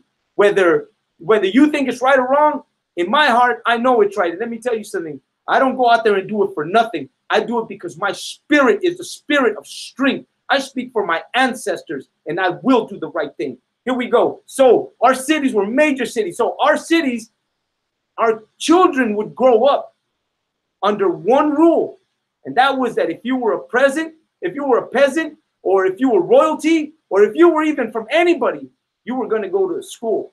And there was two types of schools. There was a school for what was known as peasants, and there was a school that was known for the elite or the higher ranking people. And I'm going to read it. You would grow up and you would be known as a jaguar or an eagle. These are the two symbols. When you see Aztec symbols and you see these people dressed in jaguars in a jaguar suit, or the Aztec Indian with the, you know me, man. I'm going to show you what it is, right? There you go. The jaguar. Who is the jaguar? The jaguar is a warrior. They were known as jaguar knights. In the Nahuatl language, they're known as Ocelotle. Ocelotle is the name of these people, right? That's the name of the warrior, Ocelotle. Ocelome in the singular. These were military elite, Aztec military elite. They were a type of Aztec warrior that would dress in these suits. They represented the what was the name of that tribe? The Tezcatlipoca tribes, right? And they were battlefront warriors. These jaguars were the first ones to go to war. They were like front line, right? And so they fought with wooden swords, as you can see that sword right there that had obsidian. Obsidian is like a volcanic glass, a thing that's made of the volcano. They use it and they make glass out of it and they put it on there. So let me go down and I'm going to read to you a little bit. Oh, turn around here, buddy. Get back on here. There we go. Okay. And I'm going to go into some history and I'm going to read it to you, okay? Where you can get an idea of what we're talking about here. And here we go. So let me read this to you. The formal education of the Aztec was to train and teach young boys how to function in their society as warriors. So here we go. The education of the Aztecs was to train and to teach the young men how to function in their society as warriors. So no, you didn't grow up and think that you were just going to be a warrior because you were just going to be a warrior. No way, man. You went to the school, you were trained, and you were taught to function like that. The UPK, you come in here, you're trained, you're educated, and you're taught to be a warrior. You don't just come in here. You come in here, man, weak, and you build yourself in this place, and you're trained to do that. I'm trained, man. When I go out, and if some of you have seen my speakings out on the street, you know, I know some of you have seen that last one where that one man, he takes off his shirt and he's mad as hell at me, man. He looks like he was gonna get down with me. But you know what? Let me tell you something. I was not always like that. I'm trained to stay calm. I'm trained to not even acknowledge him. I'm trained to not exchange words with him. I stayed firm and continued my speaking, my story, the way I was taught to do. in the ISUPK. I did not say anything to this man. I did not offend him. I did not say anything that would have caused him to act the way he acted. All I did was tell the history of my people and what's happening to them. And this man became offended. The spirit caught him, and he got a demon on him that came against me. But I am trained through the ISUPK to remain calm and to not engage in any kind of idle conversation with someone who has no control of his emotions. That's why you come to this school. That's why you're trained. That makes a difference. And I'm going to tell you something. I speak a lot, and I've always spoke out loud. And I've not always been a person of calmness the way I am. And I've not always been a person who would not exchange words. I'm the first one to snap at you and talk back. But I've been trained to not do that. I've been trained to remain calm and focus and continue my speaking and not allow anything to take me out of its course. That's why you come into this truth. That's why it's important to know that this is where you become disciplined to become a soldier of the truth, a soldier of the Most High, and speak the way you have to speak. Let me continue reading, because this goes to our Aztecs. Because once again, that's what these children were trained to do, to function in a society as warriors. The Aztecs had no standing army. So every boy not of noble birth was trained to become a warrior. So even though you were not of a nobleman, you were still trained to become a warrior. They gave everybody equal opportunity. ISUPK, man, we're looking for drug users. We're looking for gang members. We're looking for people that are not accepted anywhere else. We're looking for people who have a record. We're looking for people who have warrants. We're looking for people that are homeless. We're looking for people that are really down, man, and they're ready to find the Lord and find a solution to the problem that you have. That's who we are. We're ready to bring in our brothers and sisters that have not been accepted anywhere else. You know what I'm saying? So that's who we are. And let me tell you something. Why do I know Aztec history? Why do I know Mexica history? Why do I know Mayan history? Because that's my blood. I'm from that bloodline. For those people who think, oh no, the Mexicans are white, it just shows your ignorance. It shows that you don't even know the history of my people, and you're trying to tell me, you don't know the history of your people, and you're trying to tell me my history of who I am. Let me tell you something. There's the Codex Mexica that's predated before the conquest of Mexico, before Cortez. And the drawings in those pictures depict my people as light-skinned people. Shows your ignorance when you say that my people are Spaniard or my people are European. What happens is that you don't know your own history and you're trying to tell me my history. The problem is that you're lost. You love white people so much that you want all of us to be white. And that's why you chose to call us white people. Because you love white people. You defend white people before you defend your own people. And that's why you chose to call us that, right? But that's because you're ignorant of your own history. You're still whitewashed. You're still a black man lost in society that's taken you, your family, and your ancestors and destroyed them. As for me, I know my history. That's why I sit here today and I go out and I proudly speak against them. And I speak against people like you too, who refuse to come into the truth and know who you really are. So let me continue. So anyways, all the boys between the ages of 10 and 20 years old who attended one of these two schools, these two schools were known as Telopocali, the neighborhood school for commerce, which was for commoners, which was a school that was separated for different Aztecs, where you would only go and learn certain things, and the Calmecac. Calmecac is the name of the other school that was exclusive for nobles. So let me tell you something. When you were born an Aztec, a warrior, you were not going to go off and start your own goddamn school. You were not going to go out and preach your own Aztec history. You were going to go to this school, and you know what you were going to do? You were going to go under the rules of what the teacher was telling you, and you were going to follow those rules. Right. Why? Because you were going to become a warrior.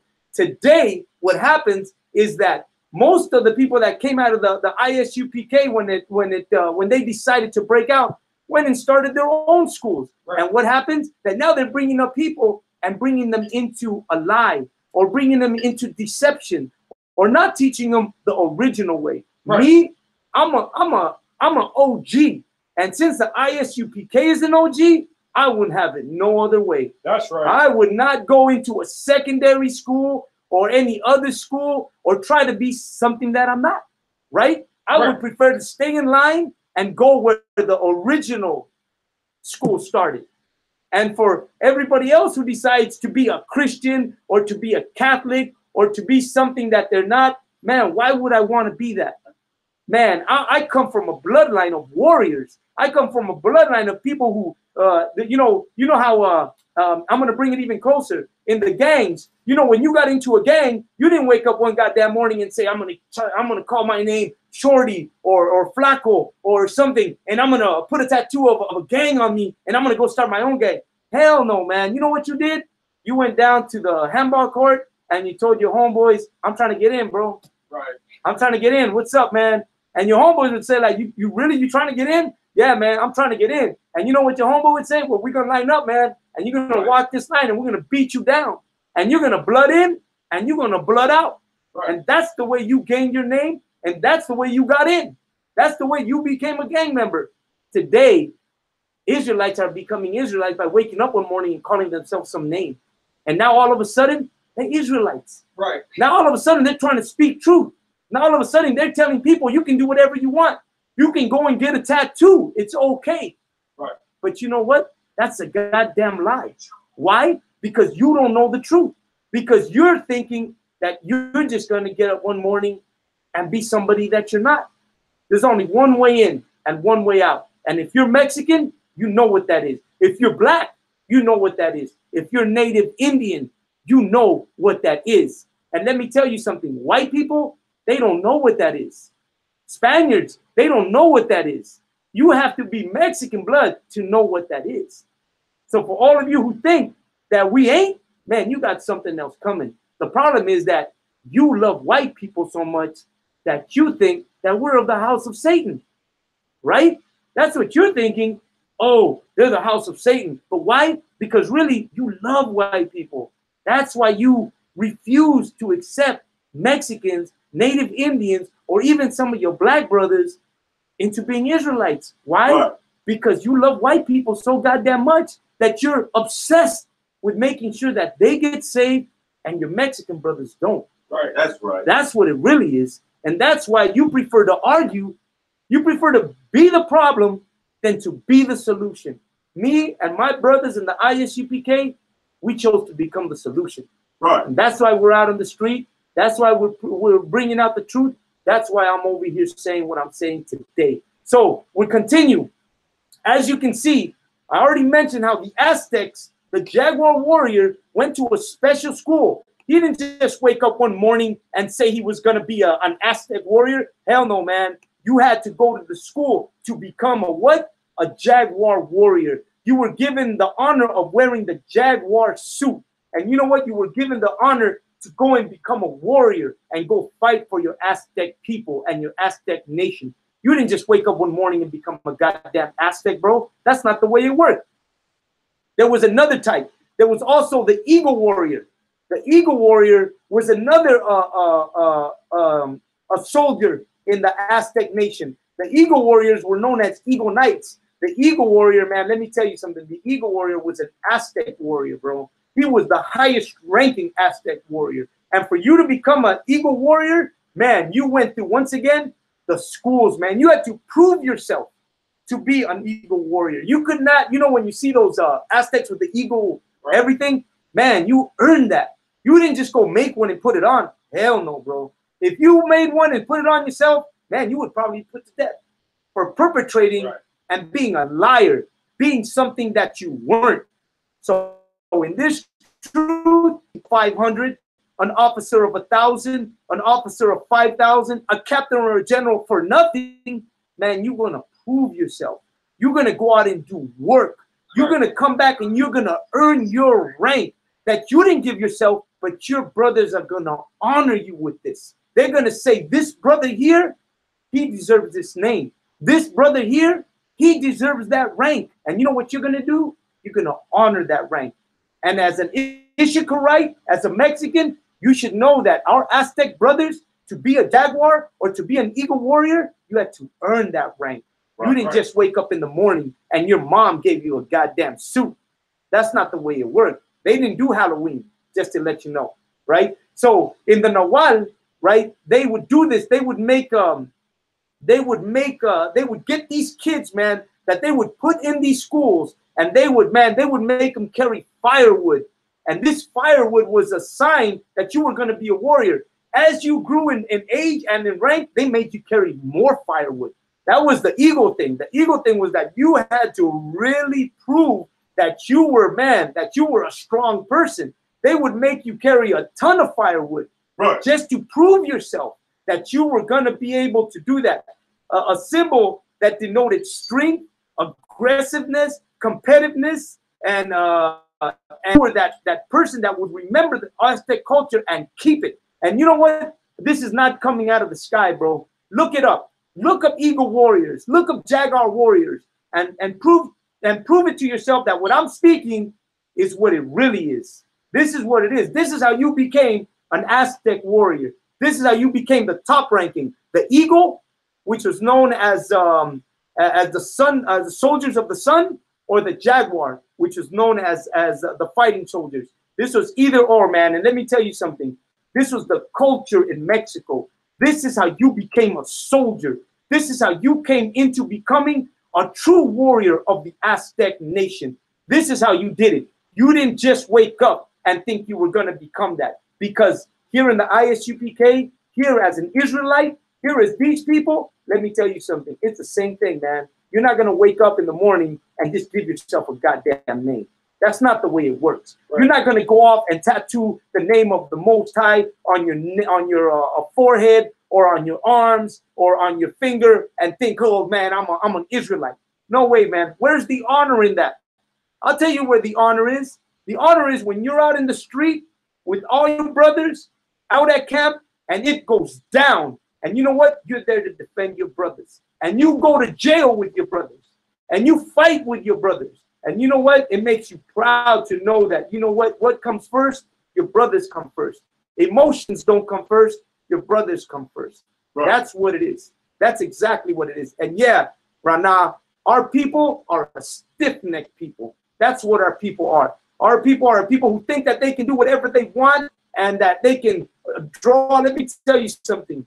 You're out there thinking that you can do whatever you want and you're speaking lies, man, you're going to be, what is that? You're going to be held accountable for the lies that you speak.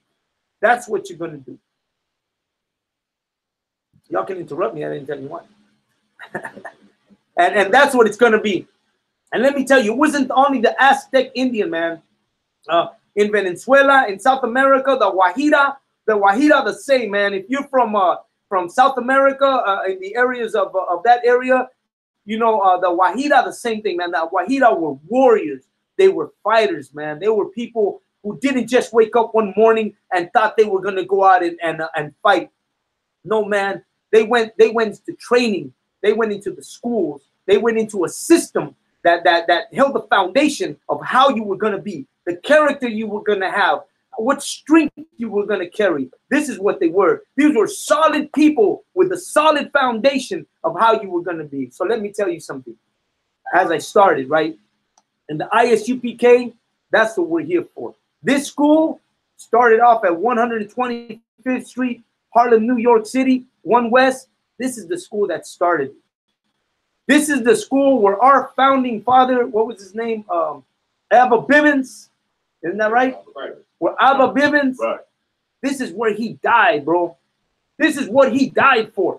Right. He died for 1 West, ISUPK. That's what he's taken for that. In order to wake up his people, Israel, by spreading this truth. And how are you going to turn around and leave what he died for? Hurry that. that he made, that he gave his life for, and then go and start something new or go do something else. But it's like, if I could also, you know, it's a heavy point that you're bringing out, and also, you know what I'm saying, all these all the people that fell out of ISUPK, if anybody knows they're Israelite today, it's because of the UPK, and they don't pay homage to that. They instead, you know, talk bad about the UPK. You know what I'm saying, when they know that this is where it started at. You know what I'm saying? They if you know you're Israelite, you know because of the UPK. That's right. That's right.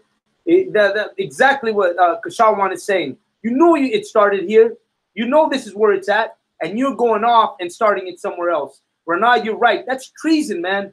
Any other nation would call it treason. If you learned something in that nation and you went off and did it somewhere else, man, that's treason. That's death. And that's what I'm talking about when you say that. That's what I'm talking about of the Aztecs. If you were an Aztec warrior and you left somewhere else, that was certain death. That was treason right there. That was definitely a way that you would be killed. You would be sacrificed. You know, they sacrifice people, bro. They would take you, cut your heart open, beat it to the sun. You know why? Because you turned against them. You went and took your teaching somewhere else, and it was treason. So let me tell you something. That's what this school is about. And everything I spoke on today is because you got to understand that, once again, I'm proving to you that you cannot just wake up one day and start your own thing. Or you cannot go to a camp that started its own thing. You know, you got to come to the truth. One West, all the camps or cliques or whatever you want to call them, they got to, you know, finally come to their senses and come into the truth. Right. ISUPK. That's where it's at. No other place. I mean, what else are you going to do? You're going to go with the imitation, or you're going to go with the OG, the real thing? Me and my brothers, we choose to come into this truth. That's and you know what? It's a heavy walk. And if I may, sir, that's why the brother McCall, that used to be part of ISUPK, went to GOCC and started it up and got burnt by a white Edomite pastor. Right. Who handed him his hat in scripture and defeated him. Right. And then behind him went our captain, Captain Tazariak, and went and defeated the same pastor. Which shows we in the truth. He defected and started his own little fake Israelite group and got punished for that and got humiliated. And who? With the devil, our very enemy, destroyed him in scripture. And then we came back and had to destroy that devil. Right, right, absolutely. It was a UPK captain destroyed him. If you heard that, did you hear that? What was his name?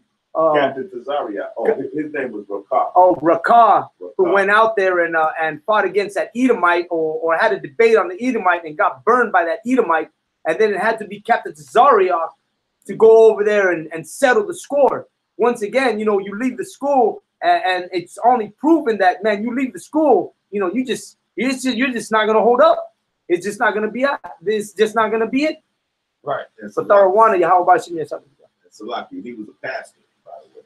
Oh, he was a pastor. I don't know if we mentioned that. He was he was a pastor. I do remember that. I do remember that. That's what it is. That's why, you know what, you got to learn the solid truth. You got to come into the UPK and learn the solid truth and become a solid warrior. That's what we go out there for. We go out there, and you know what, like I said, you know, why the UPK? Because, you know what, we're trained men. We're trained on how to speak. You know, we're trained on how to do the right thing. That's why we come into this truth. And, you know, I see a lot of people who are like, well, you know, you don't need to be part of a camp. You don't need to be at that school. You can do it on your own. No, you can't do it on your own. Right. You cannot be out there on your own. It's called the brotherhood. And the brotherhood is right here in the UPK. That's also, right. Salaki also, and you know what I'm saying, Christ was even in school. Christ was sitting there, you know, asking questions. You know what I'm saying? And also the Bible says lean not on your own understanding. You know what I'm saying? So you got to get taught the Bible. You can't just, you know, lean on your own understanding. That's right. You can't. The Bible says it perfectly. Lean not on your own understanding. So if you're out there trying to do your own thing, you know, trying to come up with your own ideas, well, you know, the Bible, you're going against the Bible, man. That's the truth. When you do that, you're going against the Bible. And let me tell you something. Going against the Bible going against the law, statutes, and commandments of the Lord, you know what? You might as well be eating pork. You might as well be eating shrimp. You might as well be sleeping with the woman of your brother.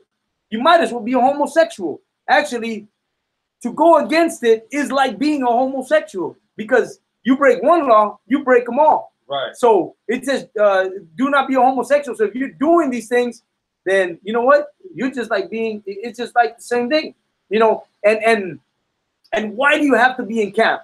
So you know, a lot of people are saying, well, you don't need to go to camp. You don't need to be in camp. No, I'm gonna sit here and type on my computer all goddamn day long, and try to save the world by doing that. Let me tell you something. Just the way I showed you for the Aztecs, right? How they train their children. Let me tell you something. You have to risk it. You have to go out on the street and you have to speak. You have to show who you are. That's called valor. You know what? There is no valor. There is no valiant men who sit in the back of a computer and type to save Israel. That's a myth. That's something that people who left the ISUPK are doing that now. Are sitting behind their computer, posting up different things and thinking that they're doing Israel a favor. Let me tell you something. If you're not out on the street, if you're not facing your enemy, you have no valor. You are not a valiant man. What does it say? Be valiant for the truth.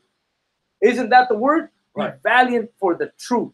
A valiant man will go out there and do that. Men who have no valor, they'll stay behind, man. That's what the army does. Sit there and drop bombs on people behind a computer. You know what I think of those men? They're cowards, bro. How can you sit behind a computer and drop bombs on other people?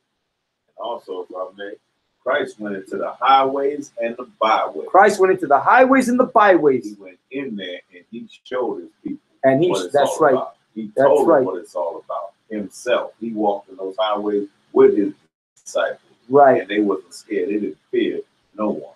He spoke the truth. He spoke the gospel. Got killed for it.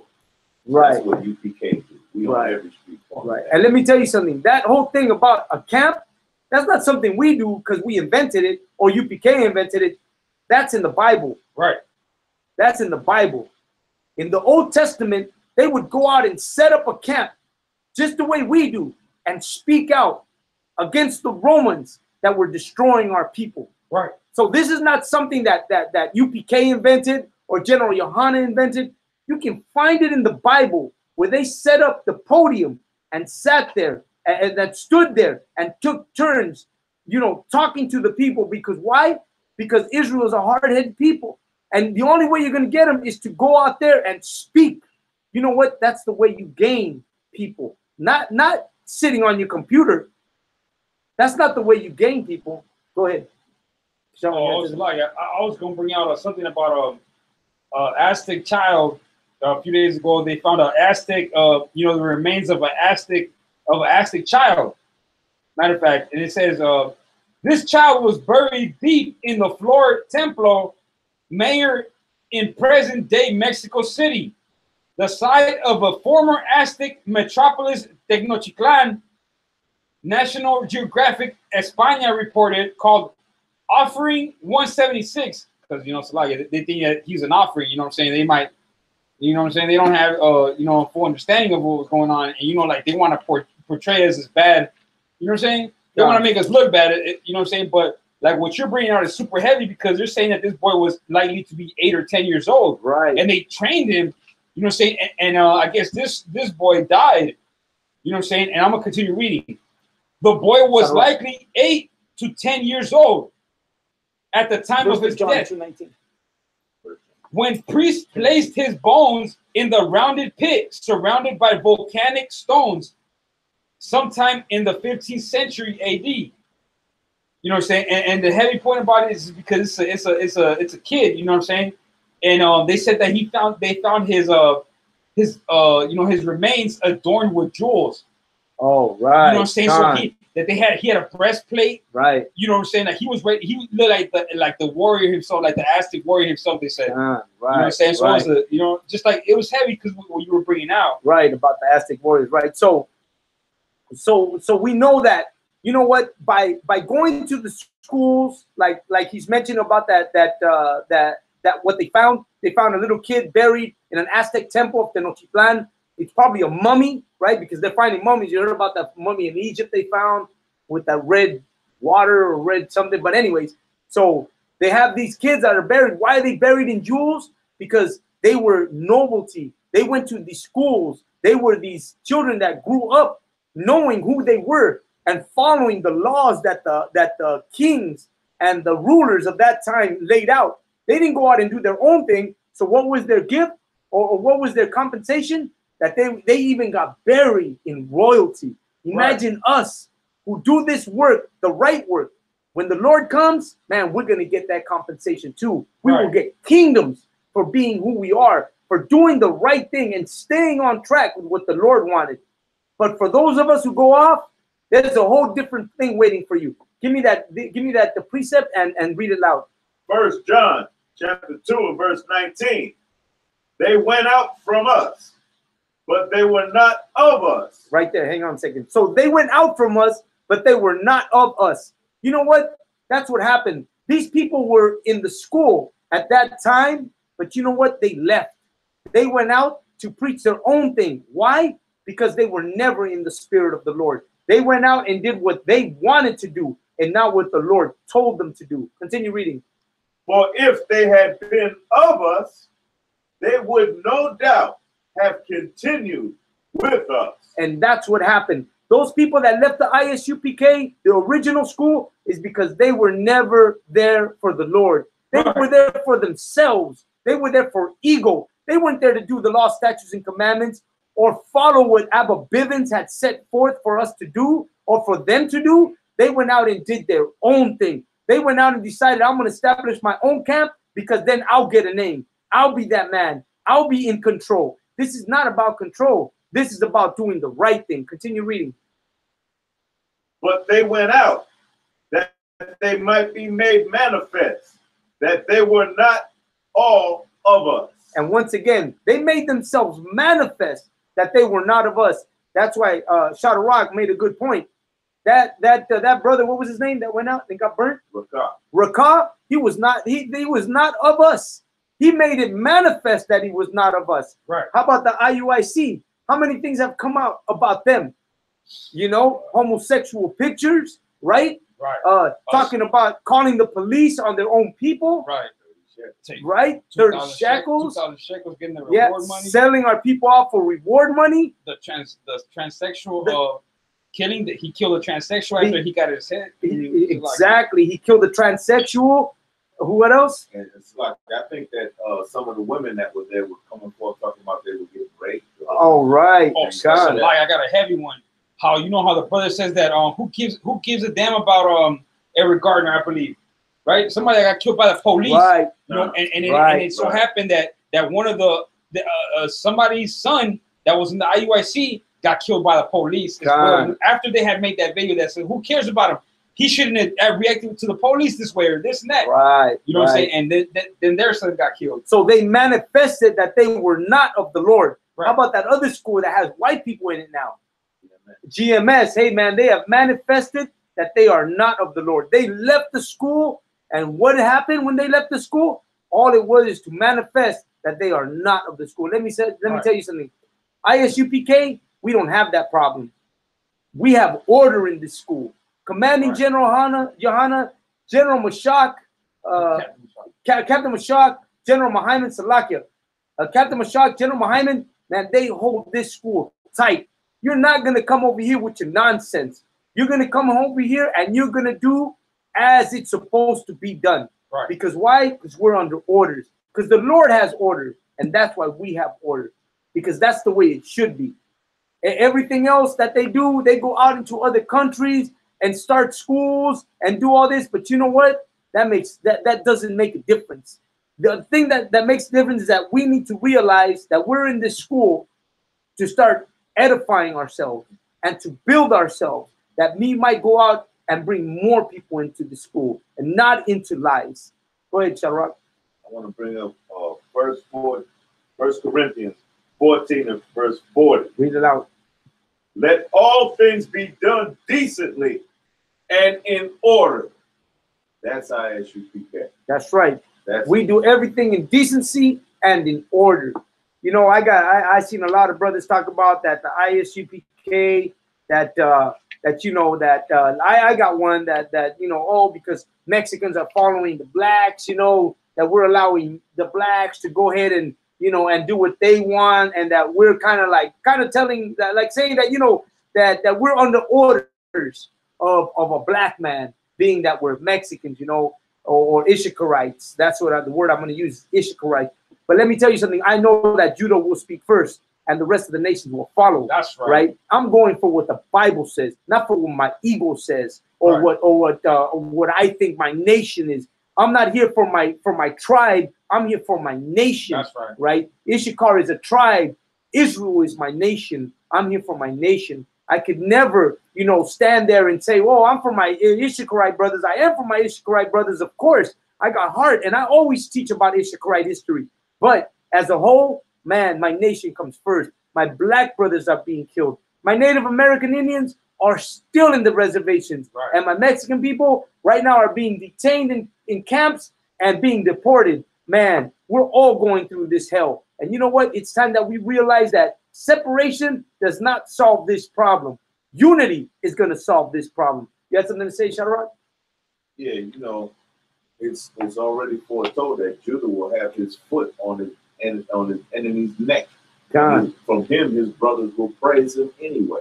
God. So why are you looking at us so-called Negroes in that way? Because you don't know the Bible. God. Versus Right. that they don't know the Bible. Right. You know, we're going to have the foot on our enemy's neck. That's the order that it's been done. That's what's been foretold by our forefather Jacob. God. You know. God. So where is all this other stuff? You want to be this? What you're doing when you're making comments like that, you're sowing discord amongst the brethren. God. You're trying to sow separation. When God said we will come together, Zephaniah 2:1 says, "Gather yourselves together." It doesn't say sow discord. It's separate.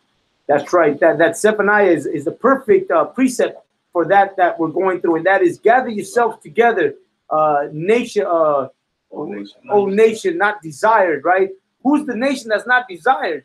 Israel is the nation that's not desired. The black, the Hispanic, and the Native American Indian is the nation that's not desired. So how is it that you think that we need to not go under the law or the instruction of a black man, or not listen to someone that's over you? You know what I'm saying? Like I got someone that's over me. My son is over me, and his rule counts. You know, I'm older than him, but it doesn't matter to me. What happens is that I'm in order. Someone's giving me an order that he's a higher ranking individual, and I take that order because it's not what I want. It's what the Lord has commanded in this place that we need to do.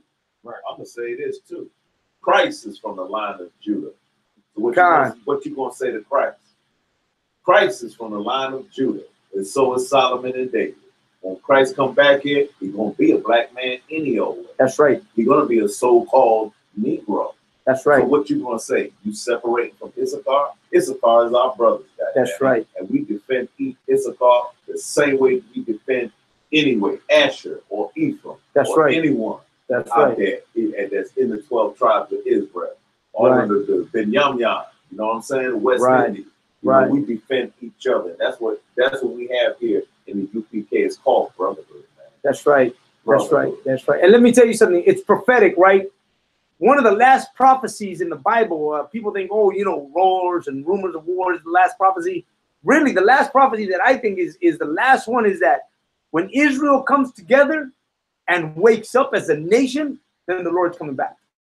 And if the Lord comes back, that means that's the end of that. That's the end of it. Soon as Christ comes back, that's the lid on this. That's when it comes to an end. So what is the last prophecy? When Israel wakes up and we become a nation, that means all of us realize that we're all in this together and that we're one and we become one nation. Then that's it. That's when the Lord is going to put an end to Edom's kingdom, and we're going to become the new kingdom. And all my brothers in the ISUPK, we're going to reign supreme. We're going to have a kingdom. We're going to have a place. We're going to rule. And you know what? Most High in Christ, that more of my brothers come in, No, you know what? Most High in Christ, that my brothers that are here right now, stay here right now. You know what I'm saying? That you find strength, no matter what you're going through right now. You know, that you find strength to stay in the ISUPK. There's rank for you that you need to take a hold of. And you know what? And grab it and grasp it and stay in the work. Because you know what? The compensation is that you're going to get a kingdom, that you're going to rank there, man. And that's what we need to do. That's what we need to realize. And if you're going through something, man, you know, seek help from your brothers, man. Well, that's what we're here for. You know, if a brother's going through something and he can't talk to me, then you know what? I'm just not, man, I must be doing something wrong. Because I need to open up to my brothers to be like, hey, brother, you know what? Don't worry about it, man. It's not that big of a deal. If a brother does something to me, I have to realize that it means nothing to me, man. I'm gonna receive my brother regardless, man. I'm gonna put hey, man. I used to fight with my brothers all the time. My carnal brothers. I used to fight with them all the time, man. I used to go out there and we used to beat each other down, and we'd still come over and, you know, drink and chill and do what we did. You know what I mean? So that's what we need to do, man. We need to become one nation once again and realize that nothing else matters but us coming together. That's right. I'm gonna tell you something, man. Today I went through a lot of things. It's already 10 o'clock, man. I went over. But I want to thank everybody for tuning in and watching the show. I could stay on here forever, man. We're gonna chill here anyways and kind of chill out. That's right. And you know, stay here. I see I got a lot of people watching right now, man. So I'm gonna, you know, well, I'm glad everybody's here, man. I feel like, you know what, when I look and I see all these people on my watching at the moment, I feel like we're all here together, you know, that we're all here together. And I'm really speaking because all of you are watching. Gabawar, Rana, Mariam, you know, she's watching too. And I feel like, you know, we're all here together and everybody else watching. I mean, there's a lot. I couldn't even go through everybody because you're not all here on the list with everybody on there. I see quite a few. So, but you know what? I enjoy coming out here, man, and speaking with everybody. I try to go into history. If you didn't watch the history of what I was talking about the Chicanos and what we went through in the 1942s with the Zoot Suit and the Sleepy Lagoon incident, go back, watch this video. It's a great video, man. For all my brothers, the Judites who go out there and speak. This is a great speaking, man. This is a great speaking because I try to bring out Latinos stuff because I know you can use it. Man, Mexicans are everywhere, bro.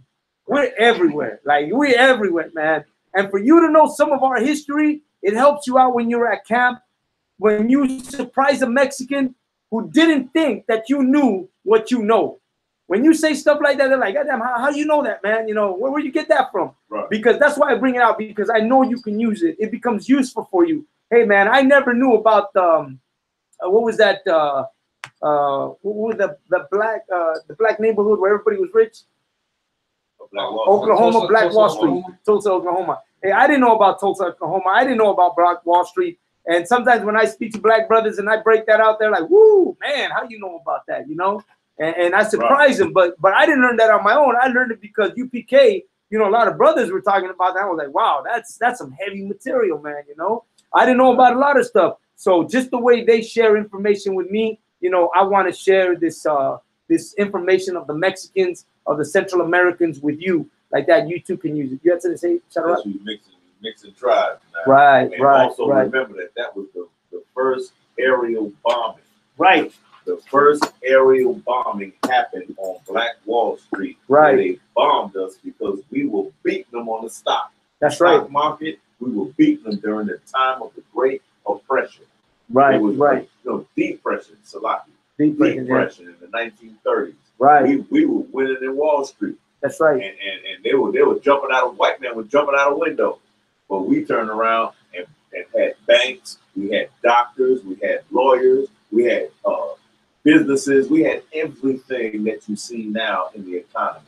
Right. That started with us. Right. And that was the first aerial bombing. America bombed itself from the air because the black man was getting ahead. Right, right. Man, the black man is a smart man. You know, that's why you go out into the baseball field, the basketball field, the football field, you know, and man, they have a talent and they make millions off of it. You know, that's a smart person right there.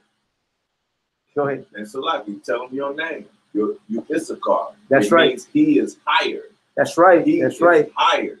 Who is the hardest working group of people on the goddamn planet? Right. Right. Issachar. Right. Your so-called Mexicans. Right. Issachar. That's right. The Mexicans, man, we work hard, man.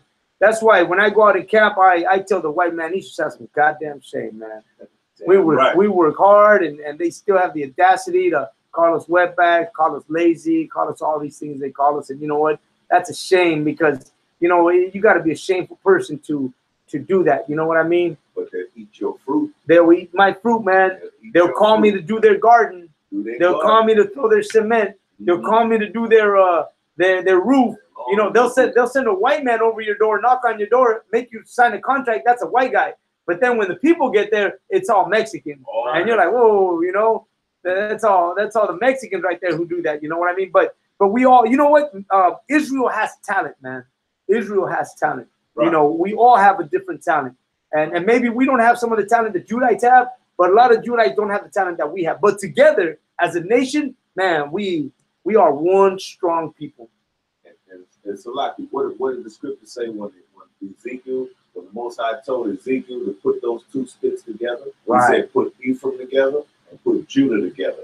Put the sticks together before he even wrote anything in the Valley of the Dry Bones. He said, put those sticks together because the house of Ephraim and the house of Judah is going to come together.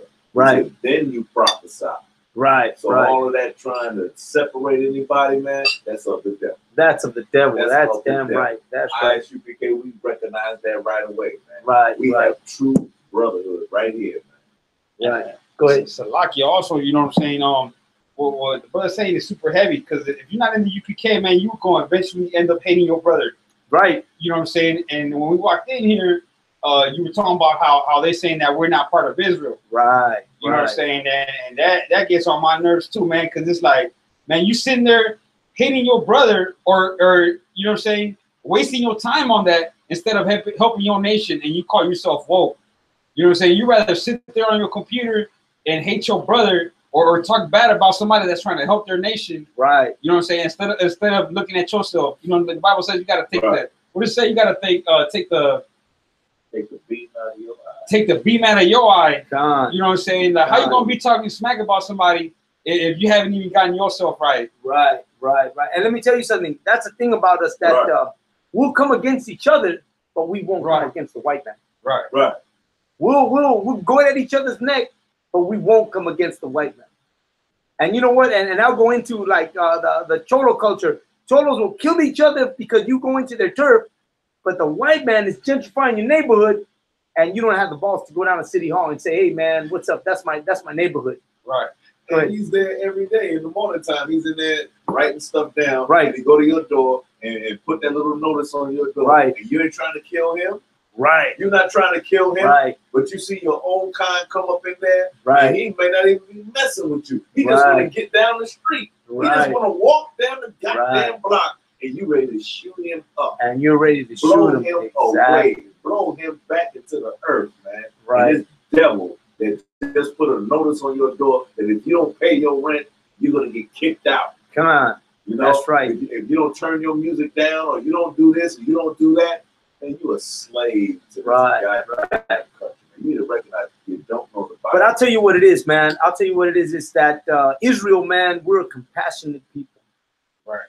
And we show compassion for everybody. We just don't show compassion for each other. Exactly. We just can't show love for each other. We would rather be at each other's necks than to love each other. You know what I'm saying?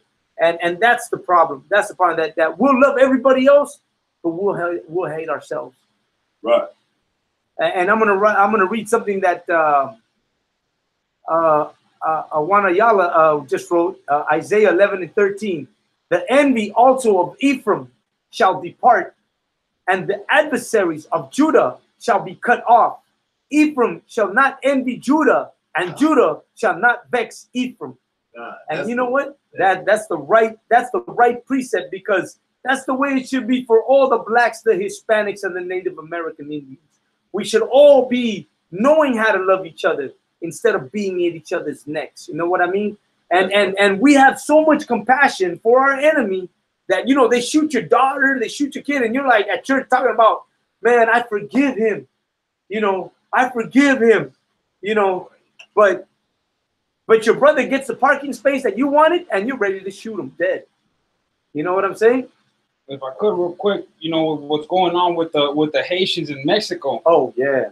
You know what I'm saying? That's super heavy because, like, we don't take the time to think. We don't consider that they got conquered too. They just got conquered by French, right? Right. So they speak a different language than we do. Right. You know what I'm saying? So they get to the border, and the U.S. denies them asylum. Right. You know what I'm saying? So we're taking advantage of them, like they're taking advantage of us over here. Right. Because we speak another language. So just imagine the Haitians right there in Mexico. They don't speak Spanish, but they're getting taken advantage by the Antichrist there. You know what I'm saying? Because they have no knowledge of the Bible. That's true. That's true. And all because, you know what, we've been taught to hate each other. Right. That's what it really is. We've been taught to hate each other. You know, there's something people don't know is that at one point the Indians in Mexico, or the Aztec and the Maya and all these people, they had a trade route where they would trade with each other. Right. You know, they would trade with each other. It was like a business. It was commerce. Right. You know, the Spaniard came, and he learned how to pit each other against each other because of the color of their skin, and that's the way he came in and destroyed these nations by bringing them against each other. They knew they were already kind of like enemies, and he just bit on that, and he was able to destroy these nations like that. Just the way I was talking about earlier about the Sleepy Lagoon before you came in. I did a whole thing on the Sleepy Lagoon. And even in the Sleepy Lagoon, you know, I was saying how Mexicans, we used to go party in different areas, like I was telling you, right? Right. And the white man found a way to make us enemies against each other. Right. Because you were from one neighborhood, and he killed the kid, and then blamed it on another Mexican. Right. And all of a sudden, now we became rivals. Right. All of a sudden, now we were hating each other because of your neighborhood did that to my neighborhood.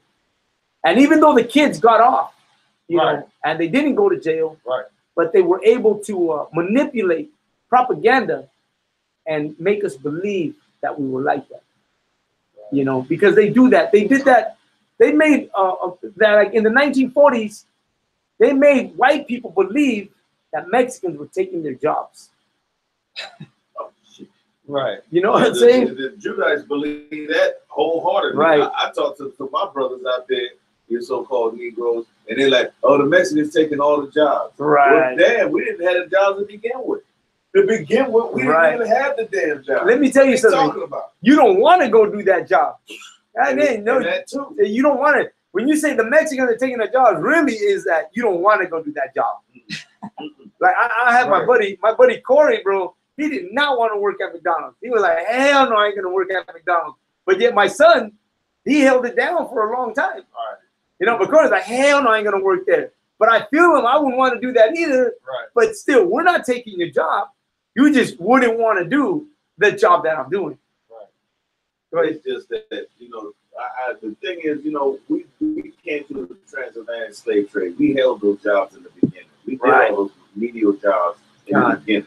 So what we're really looking for is some type of recognition and some type of, I'm going to give you a promotion and give you a good damn job because I know you was picking cotton or you was flipping burgers in the beginning, in the very goddamn beginning.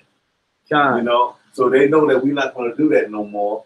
And they want to call us lazy and this, that, and the other. Whereas, when are you going to give us what is our due?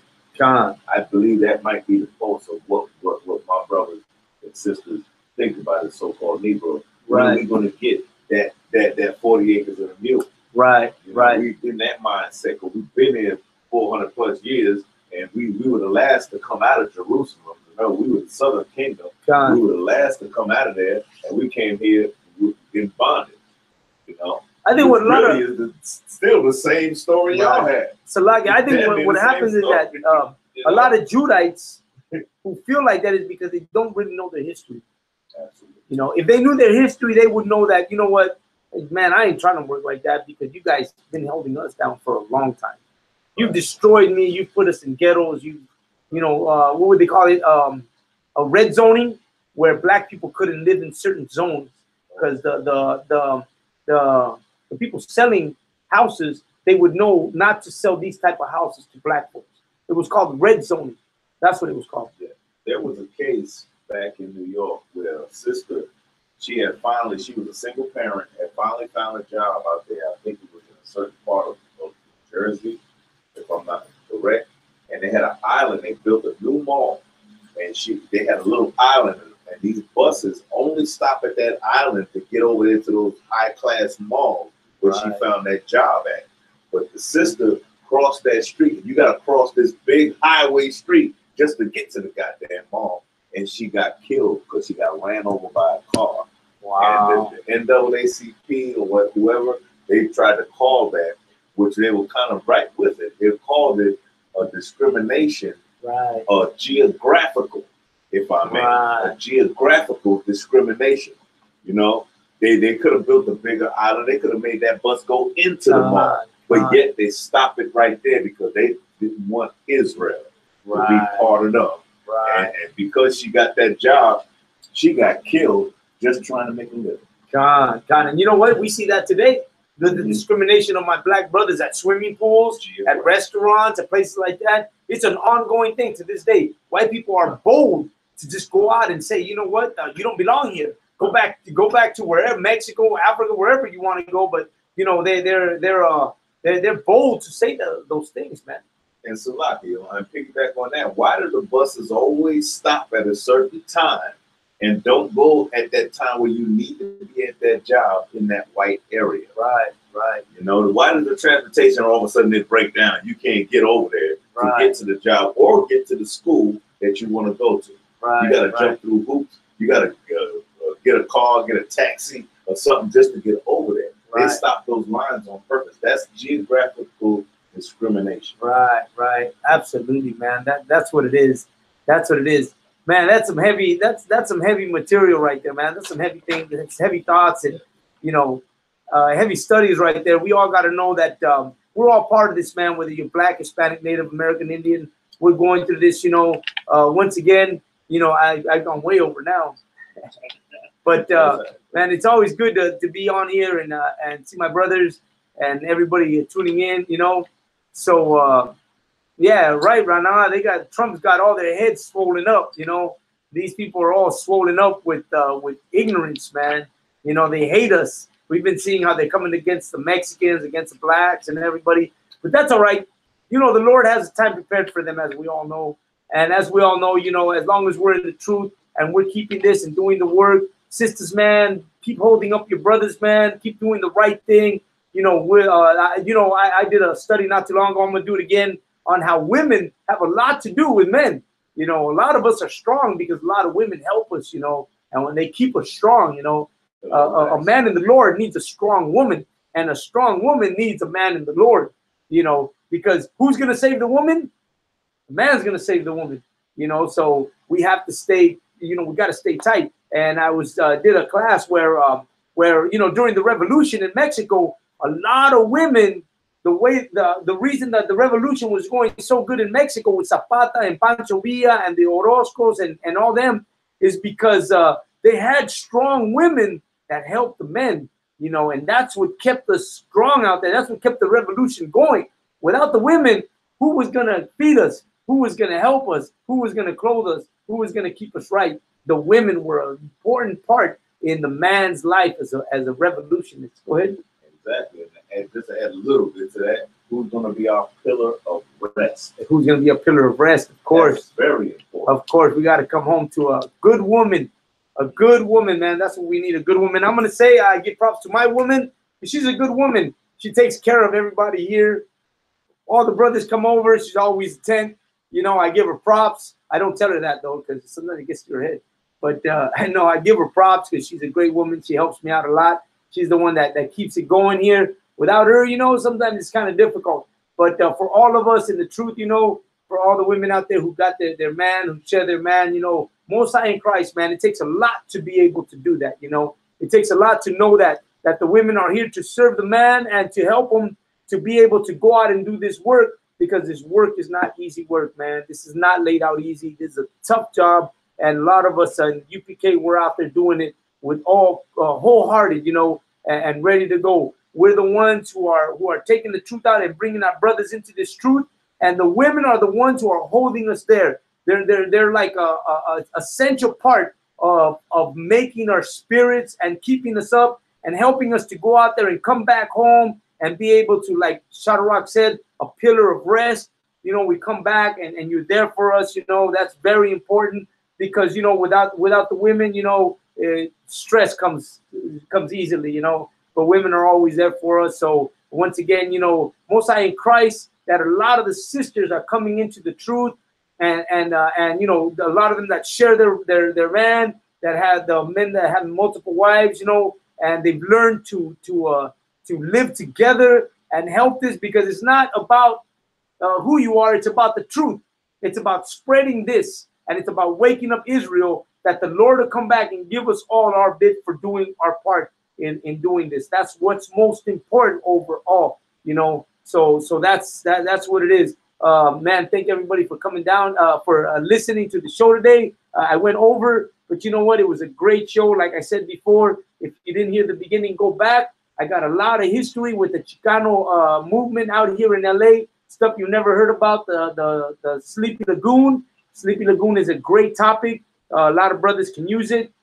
The Aztec Jaguar, the Eagle. You know, for those of you who think that you can go out and do your own thing and no need to be of ISUPK and start your own camp, you know, I proved my point to the Ishikarites. You can't do that, man. You can't go out and get a goddamn tattoo. You can't go out and burn your skin. You can't go out and give yourself a name. You know, that's not what it's about. There's order. There's rank.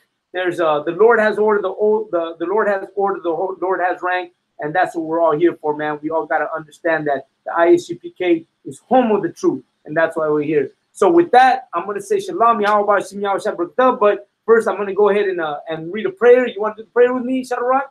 We're gonna do a prayer for all the brothers and sisters out there, because we want to do this prayer for everybody.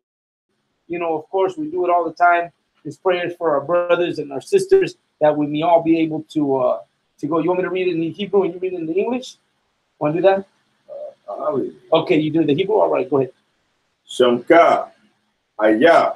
No. Let me start right here. Go. Let me start and not do the English. Okay, so I'm gonna read in Hebrew. Shadrach will doing it in English. So if let's face the east.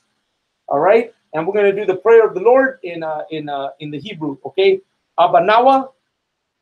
Go ahead, Abanawa. No, we say after me. Abanawa. Abanawa. Shabbat Shemayim. Shabbat Shemayim. Kadash. Kadash. Hayah. Ayah. Shamka. Shamka. Yahweh. Yahweh. Malakwithka. Malakwithka. Taba'ah. Tawa'ah. Ratazaka. Ratazaka. Hayah. Ayah. Aisha. Aisha. Barataza. Barataza. Kawa. Kawa. Hayah. Ayah. Bashemayim. Bashemayim. Nathan. Nathan. Lanawa. Lanawa. Lakam. Lakam. Kal. Ka. Yawam. Yawam. Wasalak Lanawa. Wasalak Nawa. Kabawath Nawa. Kabawat Nawa. Kasalak Nawa. Kasalak Nawa. Kabawath Yanawa. Kabawat Yanawa. Wala'a. Wala'a. Tanabayawan. Tanabayawan. Banasayawan. Banasayawan. Abal. Abal. Hawashainawa. Awashanawa. Mayan. Mayan. Rai. Rai. Kaya. Kaya. Laka. Laka. Hamalakwat. Amalakwa. Wa'ala. Wa'ala. Wa'athaparat. Wa'atapura. La'awam lamyam. La'awam layam. Aman. Aman. Go ahead and do it in English. Our Father. Our Father, which art in heaven. which art in heaven. Hallowed be thy name. Hallowed be thy name. Yahweh. Yahweh. Thy kingdom come. Thy kingdom come. Thy will be done. Thy will be done. In earth. In earth. As it is in heaven. As it is in heaven. Give us this day. Give us this day. Our daily bread. Our daily bread. And forgive us. And forgive us. Our debt. Our debts. As we forgive our debtors. As we forgive our debtors. And lead us not. And lead us not into temptation. Into temptation. But deliver us. But deliver us. From evil. From evil. For thine is the kingdom. For thine is the kingdom. And the power. And the power. And the glory. And the glory. Forever. Forever. So be it. So be it. Amen. All right. That's it for us. See you all next week. Every Wednesday. Tune into my class. Tune into Asha Parayam's class. And we're here for you, you know. call in ISUPK if you need any assistance with anything. We're here. Thanks for watching. See you all next week. Most High in Christ.